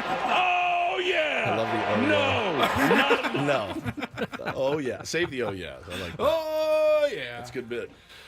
Oh, okay. Moving on. Looking through ESPN, football season is pretty much upon us. And I completely forgot already that Pete Carroll is no longer coaching in the NFL. Had a weird exit with the Seattle Seahawks. And he's returning to USC, not to coach football. I didn't think he was allowed. Not taking over for Clay Helton. No, Lincoln Riley. Lincoln Riley, I mean, yeah. Clay Helton. It's been a minute. Throwback. So Pete Carroll went on, I don't know if this was on Softy's show up in Seattle. It was. It was on his show. It was on his station for sure. KJR. And he told Softy that he is returning to USC in the spring, but to be a teacher. I would go to his class in a heartbeat. He'd be a great professor. What class? I don't know. He didn't offer any details after that. He kind of kept it quiet. Pete but he Carroll said, 101. Yeah, Pete Carroll 101. I'm looking forward to it. Carroll said it's going to be a really exciting endeavor when it's finalized and all that. So it's still probably in the process. But yeah, Pete Carroll won a national championship at USC, won a Super Bowl Good in energy, the NFL. man. Yeah, Good, too energetic much. guy. I feel like he's going to be like 7 a.m. class, and he's going to come in like all fired up, raring to go, and it's just going to be bleary-eyed college kids going, "Why are we here this early?" And coaches, he's all fired up, ready to teach. And I think the right football coach though could make a great teacher. Like you're teaching as a coach. You're teaching these young men about the game, about life, about whatever. Most of my college professors sounded like Bill Belichick and just talked like this. I had priests for a lot of mine. Really? Yeah. At Loyola? At Holy Cross. Holy Cross, right. And that was an experience. Oh, yeah, it was an experience. They weren't the coolest guys at all, really. Did you call them father, or what did you call them? Yeah, father. Not professor, father. Father. It was odd. I would like to be a professor, I think. What would you teach? English. Yeah. I could be an English professor. I like it. Just a little group think, sitting around. I like the circles. I always liked in college when you'd break out into circles. You really just want to be asked to give a radio seminar. I would like that, yeah. No one's asked you, though. Nobody's asked me. It's all right. It happens. I mean, why would you ever want, the number one show to tell people how you've seen it all, failures and successes both. 100%. You've worked with difficult co-hosts. Mm-hmm. You've worked with the best co-hosts out there. I have. And you'd have a lot to share. Yeah, I would like to do my dream when I was a kid, I wanted to be a social worker first and then a teacher. That was what I always wanted to do. I always thought I was going to teach and coach. What does a social worker actually do? Do you know? Yeah, I mean, it's... I know, they help very people. Wide range. In my mind, it was to be altruistic and help. And then I realized, they didn't make a lot of money in their life. You see so much gnarly stuff. I don't have the constitution for it. I don't have the constitution to be able to see that much difficulty on a daily basis, right? And take everyone's problems in and be like, oh, this is happening, and you're without a home and things like that. I just couldn't have done it. But so then I thought, all right, I'll teach, and then because that always appealed to me, the teaching and coaching. Both professions though that are helping other people. Yeah. Would you say we help other people in our profession? I mean, outside of obviously, we did the charity golf tournament. We've done some things like that. But on a day-to-day basis, would you say part of our job is helping people? I think we do a pretty good job of it. Messages about, hey, you guys helped me through this or through our day. I got one yesterday. It's weird because I wouldn't say that it doesn't feel like that's the job. It's more entertaining people. Right. But does Which entertaining helps. people help people as well? Got a message yesterday when we went to Hawaii, right? Standing in line and there was a Tier 1 there, and he was there with his kid, and his kid, you could tell, his kid had the hat on, he had the Oakleys on top, he had his baseball bag. They were going to a tournament in Honolulu. So he wrote me yesterday. This is incredible that you brought this up. Hey, Woodsy, not sure if you remember me or not. I said what's up to you at the SD airport while waiting to board the flight. My son Zeke was getting ready to play an international tournament. I was questioning him about swinging first pitch. So I was talking to him. I go, what position you play? Play short. How are you hitting? He's like, good. My coaches really don't like when I swing at the first pitch, so they've kind of like tried to train that out of me. And his dad's like, bro, sometimes the best pitch you're going to get. And I looked at him and I go, you're going to a tournament, right? He goes, yeah. And I go, hack. Get up there and hack. First pitch, you see it, just barrel it. So I didn't think anything of it. I'm like, that's just a good approach for a young kid. And so I get this message. He goes, I want to say thanks for chiming in. My kid broke out of his slump, got aggressive at the plate. He hit 455 offensively against some really strong teams from Mexico, Australia, Korea, and Japan. Anyway, thanks. And keep up with your boys and enjoy the ride with him. It goes quick. Say what up to Ben and Paul for me. Nice. That was from Danny. I was like, oh, hell yeah. So it was nice. So I'd say, yeah, I helped that guy. I think ultimately, though, there's a lot of jobs that you wouldn't think of that help people. I mean, if I go to a restaurant and I just get a really good server who like takes care of me well, and that helps me and helps my day. And you're like touching people no matter what you do, even if you're just cashier at a place and you're treated friendly and respectfully. That can brighten someone's day and help them. There's so many ways that you can actually be helpful in your day-to-day life, no matter what job you do. Yeah, our beloved Elisa says she's a social worker. She says she can't leave it at work. That would be the hardest part about that gig. I don't even know how we got on this tangent. I don't either. What were we talking about? Pete Carroll. Oh, yeah, teaching. Of course. 10 minutes ago. Continue. All right. Well, you know who else can help people is bartenders. Saw this story. I think we could have a little discussion here. Not really a news Woods article. has been a bartender. I've been a bartender. I Woods know has been bartenders. A bartender. I've ordered from bartenders. Yeah. I've never tended bar myself. I'm shocked. So you will be answering these questions maybe from a different angle. But I saw this story here. It is bartenders chime in on 12 drink orders that ring alarm bells, meaning that ticket comes in and you go, son. Yeah, you shake I your always head. worry that I'm ordering something that's going to cause like the bartender to roll his eyes. You are. I am. Yeah. Chances are. What if it's like one of their signature cocktails, but it's on the menu? That's when you're kind of game. That's fair game. Yeah, because you're prepared to make those. But if I it's, just order like a Jack and Coke, that's easy. You're a dream. Yeah, exactly. You're an I know absolute that. dream. Can I get a beer? Beer, got you. Right. Let me pop the top on this. Anything frozen. Anything frozen's a nightmare. Unless they have one of those Slurpee machines. Unless they have a machine. Well, the number one drink, I couldn't agree more. Mojitos. Nightmare. There's mint that you have to muddle. It's just anything with muddling, and I'm an old-fashioned guy too, so I know they're gonna have to muddle the some old-fashioned. But those are usually signature on the cocktail. Yep, you're right. Side of the menu. What's the worst drink? Like you walk into a dive bar, right, where they don't have the slushy machines and the signature cocktails, and you ask for my wife with her 14-step margarita that she gets everywhere we go. I'm like, God, just get a beer. One of them on here says a very specific martini. Yep, martini. Well, I think one of the ones that I've seen ordered that I see bartenders roll their eyes is either Irish coffee, like a Kahlua, or an espresso martini, because then they have to go back to the kitchen to get the coffee like brewed and then come back. Sometimes, yeah. If it's not right there at the bar. Coffee maybe is there at the bar, but like an espresso, the espresso machine's not usually there in the bar, so that's a tough one. I thought, do they actually have espresso in there? I thought it was just espresso flavored liqueur. I guess it depends on what it is. Where you're ordering from. Yeah, gin fizz, somebody said. Yep, that's right here. Is That's that on there? List, yeah. Gin fizz, man. Sex on the Beach. Yeah, it's not too hard. It's just peach schnapps and OJ and pineapple juice, maybe cranberry juice, something like that. Vodka.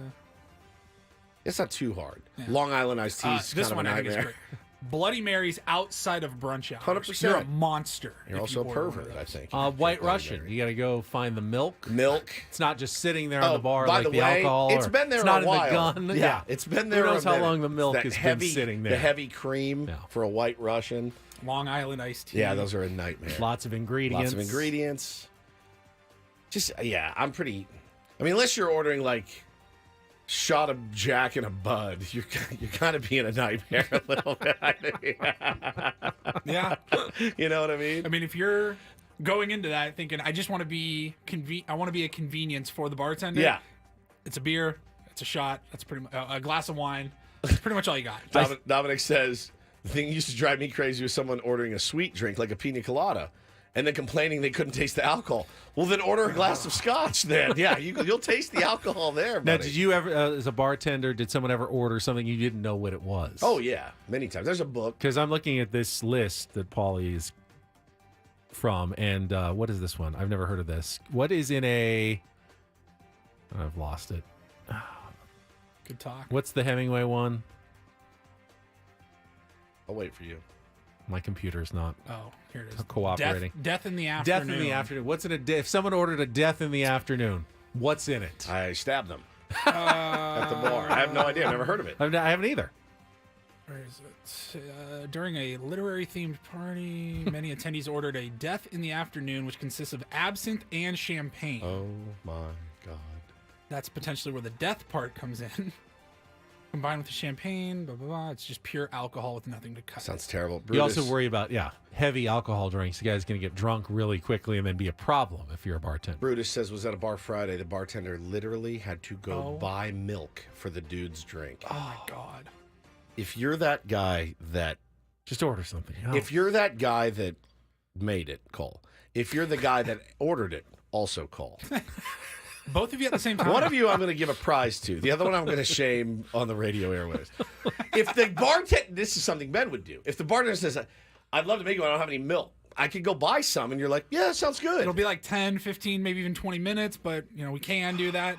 My wife works at a restaurant and bar, and sometimes they don't have something, but there's a bar next door. Yeah. So they'll just go and trade in the other's kitchens when they're out of something. I've had to run many times to do an alcohol run. Yeah, buy bottles of rum or something because the order didn't come in. What a nightmare. What a nightmare. Yeah. Just try to be mindful. Be mindful. Be self-aware when you're out there. What drink needs milk? The White Russian? Is that just it? a White Russian, I think. Milk. Oh, no, there's a milk punch. I had one this weekend on vacation. Oh. That doesn't sound... You were on vacation this weekend? Staycation. Oh, last week. Last week, yeah. All right. You scared me. All right. So you were tweeting last night, and you are pretty much tired of something specifically that is done around Shohei Ohtani. Well, we've lost the plot here, man. All right, we'll get to that coming up next. Bennett Woods after a check of traffic here on 97.3 The Fan.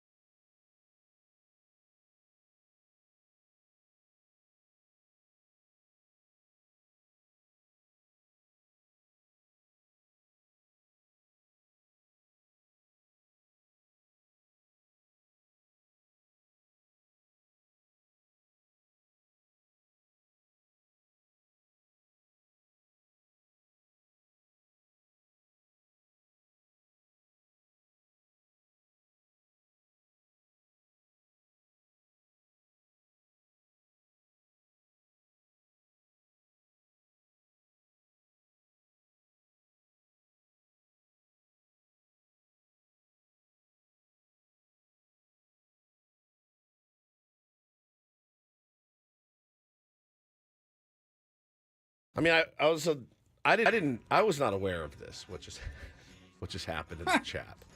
I'll get to my Shohei Ohtani complaining in a moment, but I noticed both of you guys were a little bit off, a little bit slow on the uptake during the Reindl report. It was extremely hard to focus. And I said, what is happening? Apparently, there was somebody in our chat that said, Adam gets mad when I say the word, but it said, no, it wasn't ass. There it is on, I can show the comment on the stream. Show your, I can't even dance around it anymore. There's a word rectum. Is that the word you're looking for?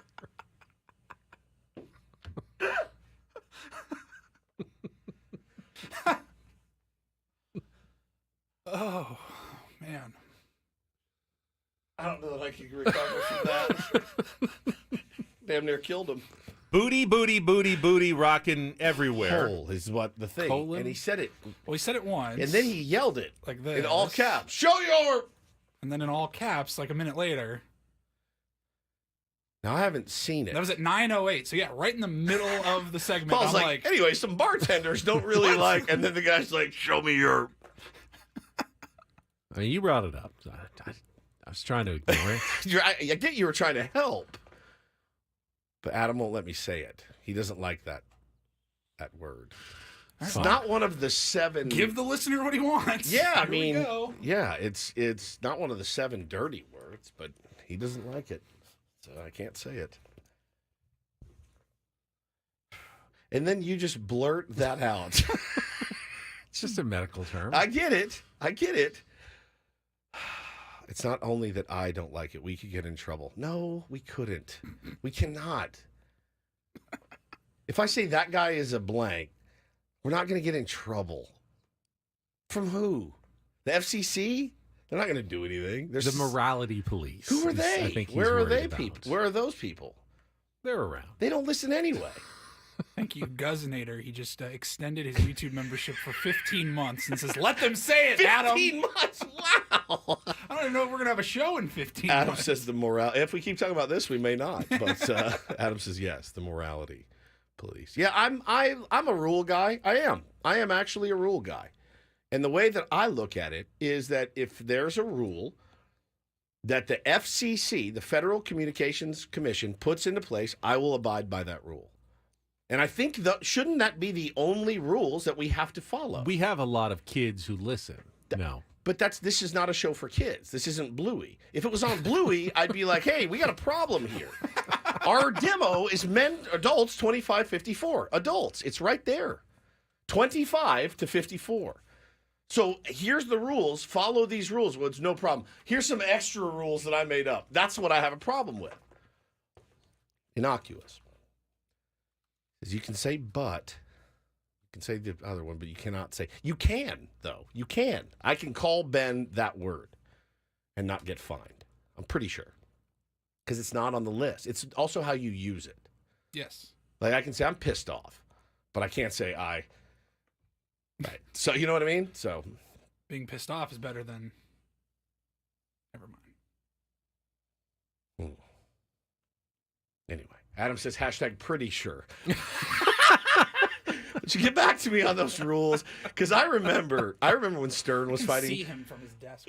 I remember when Stern was fighting the FCC, he's like, all right, by the letter of the law, I can say blank, blank, blank, blank, blank, and he did, and he oversaid them, and it made you nervous because it was terrestrial radio. You're talking about 1992 or something, and he's dropping all kinds of words that you're like, whoo, it's not on the 7 dirty words or whatever. It is terrifying. So, but yeah, I think that's an in-house rule.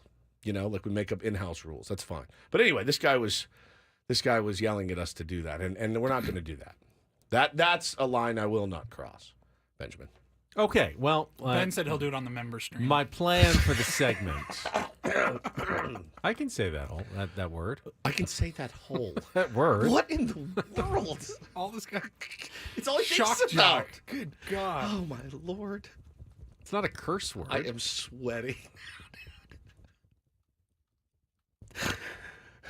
My intention was for you to get off the Shohei Ohtani stuff off your chest. Well, But it's just now I feel like we need to take a break. No, I can do it real quick. They just every move that guy, the guy's batting about $190 since the break, right? Like he's not been playing well. He had a triple last night. Not only did they give us a MLB the account, not only did they give us a slow-mo of him running the bases, they gave us a slow-mo of him sliding into third. Like people don't slide into bases on a regular basis. Not like that. So I made a joke last night. He had a horrible swing.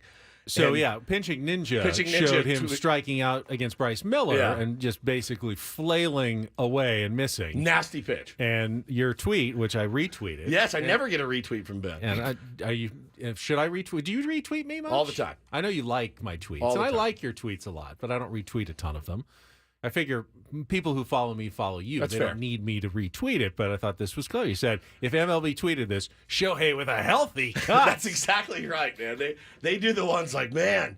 The best tweets have a kernel of truth behind them. And he didn't hit a homer, but imagine if he did. I mean, it's like the Arenado play at third. But then later they showed this triple. Like him sliding into third.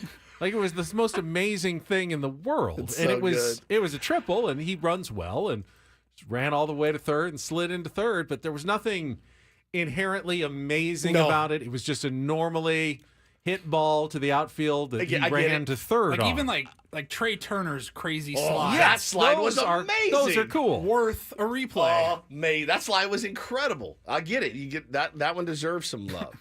But again, it's just like, because Shohei does it doesn't make it more special than when other people do it. The other night, somebody hit a line drive to first, and Freddie Freeman jumped 1 inch off the ground and made a catch, and they're like, Freddie goes up to get it, and I'm like, you have got to be kidding. I get it. It's the Dodgers. You gotta do it, but I don't care. I'm not mad. I just find it really amusing when they do that. It's like you guys, it's Freddie Freeman. You know he's not jumping 3 feet in the air. It was this far off the ground. He caught it, came down, and they're like, Freddie goes up to get it. I do understand. There's only one player in baseball that's bringing in an entire segment of advertising by himself. There's a reason why you see I totally Nexen understand. Tires ads. At Petco Park. And honestly, it's mostly because of Shohei Ohtani. It's a good bit. I did it as a bit, and I'm going to continue to do it as a bit. Like this way, nobody spits seeds like Shohei. It's just him sitting on the bench. It's really, really funny. It's like in Space Jam when Michael Jordan goes to play baseball and he strikes out and he's dejected, walks back to the bench, and they're all like, great job, Mike, great job, man. And the guy sits down, he's pissed. The guy sits down next to him, he goes, hey, Mike, that was a good looking strikeout, man. When I strike out, it's ugly, but when you strike out, it looks good great. swing. Yeah, 100%. 100%. Come on. I know. It's pretty It's funny. not going to stop. I promise you that. It will not stop. We will be force-fed Shohei Ohtani until the end of his career. All right, Padres are going for a sweep this afternoon. I would have taken 2 out of 3, but now I'm greedy. If they win, will you do what that guy asked you to do? No, I will not. So you don't love the team then? I mean, not on our YouTube stream, that's for sure. And I guess I'll go ahead and tell you guys what Adam Klug came in at the break and asked me to do. And it wasn't that. You guys will get a kick out of this. It's coming up next with Ben and Woods on San Diego's #1 sports station, 97.3 The Fan.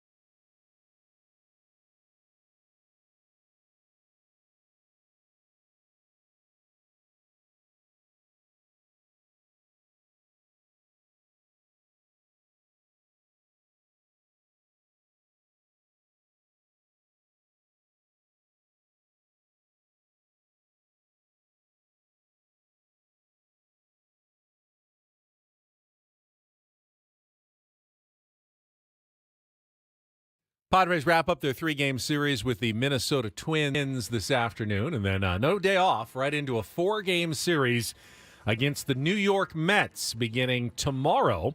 And in tomorrow's game, Thursday's game, the first 40,000 fans in attendance will take home the Fernando Tatis Jr. City Connect bucket hat, which I am poorly modeling right now. It's a little small for me. Woods, why don't you try that on for everybody? I don't wanna mess first my hair 40,000 fans arrive early. Gates open 90 minutes before first pitch. It's I have the Joe Musgrove one that I wear almost daily on my dog walks. You look good. I don't. Just like Mud does. Nope. When he puts it on. I don't look good in Learn this. more at Padres.com/giveaways. That's a 6:40 start tomorrow night. Then while we're doing this, next homestand, the Detroit Tigers will be in town September 2nd. That's Labor Day. And then Wednesday and Thursday, the 4th and the 5th. The City Connect hoodie giveaway on Wednesday, September 4th. Another first 40,000 fans presented by Southwest Airlines. This one, pink mint sleeves, all the City Connect colors, 5 different sizes. Again, 90 minutes before first pitch. Padres.com/giveaways. People call us shills. Is this what they mean? Me wearing this hat right now? I prefer to think of us as good partners with the San Diego Padres. Okay. This is no reason not to get that information out to everybody. Well, I don't look good in this at all. It's an opinion. Some people may Some people may think you look great in that. It's all a matter of personal opinion.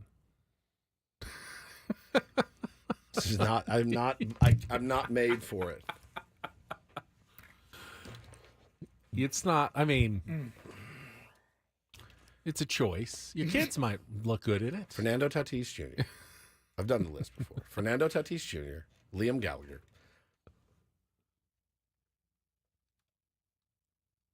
That's it. That's the only two on the planet that look like. Some people can wear it, fine. AJ Preller can wear one. I think so. There's a difference in wearing them and pulling them off. And only those two guys that I can think of off the top of my head can pull it off. You think about Dick Cavett. Remember him? That was his bit for many years, and he would come on talk shows, and you're like, bro, come on. Are you joking right now?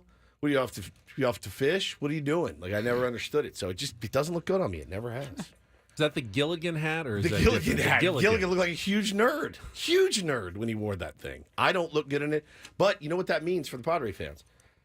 That's one less you got to worry about. More for you. If I don't want it, that's more for you guys. Ben wears his, and it infuriates me. God, it makes me so mad when he wears it. I get infuriated when I see it. Infuriated. I think like the brown and gold one looks fine. It makes me infuriated. It protects me from the sun. I understand. Which is what I'm going for. But like, how much protection do you need on a 20-minute dog walk? You put some sunscreen on, you're good. It adds up. I don't want to put on sunscreen for just a 20-minute walk. I just want to put on a big floppy hat that protects, my ears and face from the rays of the sun.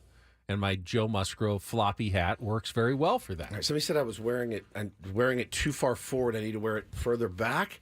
Oh, yeah, there you go. Now we have... That's way better. This is terrible. Now you look like you're going fishing. This is a horrible look for me. I hope you guys enjoy them. I think if I was going to wear it, I would put it down a little bit more. Oh, now you look like the guy from Fat Albert. Fat Albert. Another fat joke. This is not my favorite. Not Fat day. Albert, though. Yeah. It was the other guy. The other guy. I know what you're talking about. Mushmouth? Yeah. I don't remember all the other characters' I loved names. Fat Albert so much when I was a kid. Oh, so much. Yeah, this is not for me, but it's for you guys. It's for you guys, so enjoy it. All right, we're going to check traffic, and then LL Cool J looks good in it, too. Look ahead to the series finale today against the Minnesota Twins next year on 97.3 The Fan. From the 97.3 The Fan Traffic Center, here's Kelly Danick. Got a few problems wrapping up our morning drive. One is this collision on westbound 8, right before the 805. It's got the fast lane blocked. Couple vehicles involved. Also westbound 52 near the 805. There is a collision. No details as to whether that's blocking lanes. Going to find eastbound 78 right before College. Accident involving a couple vehicles. That's being cleared over to the right shoulder. Still this crash on southbound side of the 15 before Rancho Bernardo Road. It's in the clearing stage over to the right shoulder. On the coastline southbound 5 before Cassidy Street. Reports of a tire in the right lane. I'm Kelly Danick with Ben and Woods, San Diego's #1 sports station, 97.3 The Fan. By the way, that would be Dumb Donald. Dumb Donald. I thought it was Mushmouth. Mushmouth did not wear the bucket hat all the way over his eyes. Okay. There's also Weird Harold, Bucky, Rudy Davis, and Fat Albert. For the characters. All right, this hour on 97.3 The Fan is brought to you by Floor & Decor. Unbeatable prices, unmatched in-stock selection. Floor & Decor has more styles of laminate, vinyl, tile, wood, and stone. For anyone looking for the right look at the right price, your next beautiful space is at Floor & Decor. Floor & Decor, unbeatable prices, unmatched in-stock selection. All right, game 3 of the series, and Matt Waldron is back on the mound. Need a little rebound from Matty. We know exactly what is coming today. Either he'll get through the first couple of innings and probably pitch a really good game, or he'll have trouble in the first couple of innings and put the Padres in a hole that they're going to have to try to climb out of. Sometimes they do, sometimes they don't. But it has not gone that well in the last couple of starts for Matt Waldron. And the Minnesota Twins will be looking to at least salvage the series finale today at 3:40, early game today, 2:40 Eco Water SoCal pregame show with Sam Levitt back on pregame, I believe, and Jesse Agler and Tony Gwynn back into the radio booth with, I think, is Don returning today, I would assume? I'm not sure. I think so. I'm not sure. I just know that Sammy's not calling the game. I know a lot of people said Mud's off until tomorrow. So maybe Tony's still on TV and Jesse and Bob on radio. So anyway, there was always going to happen. Sam wasn't just going to keep doing games until they lost. But Jesse has also been doing games, so there's no reason he's not a good luck charm also. Who's pitching for the Twins? It is Simeon Woods Richardson. And for the Padres, you talked about Matt Waldron, Benny, and I was just looking up a couple of his numbers, man. He has given up 18 bombs in 10 games. The susceptible to the long ball, certainly, but you can't understate what Matt Waldron did for this team when they needed him the most. So got to ride with Matty Knuckles today. He was one of our most consistent, if not the most consistent starter that we had as they tried to kind of piece it together. And now that the team is really rounded into form and the bullpen's kind of rounded into shape, you really would love to see Matty Waldron get back on that horse today, give you some, not only some length, but some girth and some quality start type situation. You know what I'm saying? 6 innings, 3 runs or less. Go out there, and the way the guys are playing right now, you know, they, trust me, like, no one will say it. They know. They know that Matt Waldron has scuffled a little bit, and there's going to be a little bit of extra juice to try to pick him up today. But, you know, he still gets his punch-outs, man. He gets his punchies, but the runs, 7 earned runs last game, 5 before that, then 1, then 5, 3, 1, 4, 3, 3, 3, 2. So, yeah, man, good start, good clean first inning, man. It will go a long, long way for Matt Waldron today. The numbers, the two starting pitchers, are actually pretty similar. Simeon Woods Richardson has not pitched as many innings, but their whip, 1.17 versus 1.19.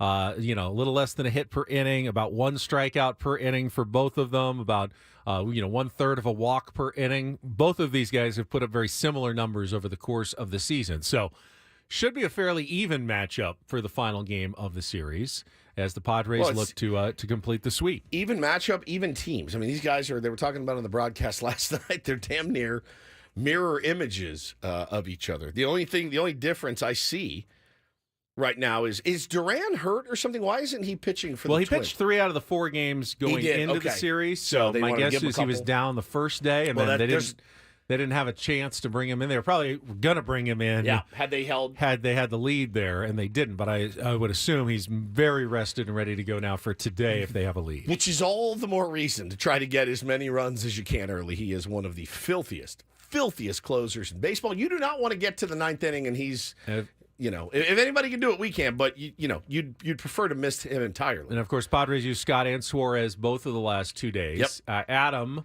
did not pitch yesterday, so you probably have a somewhat fresh Jason Adam, Morejon, Estrada, all available. Yeah.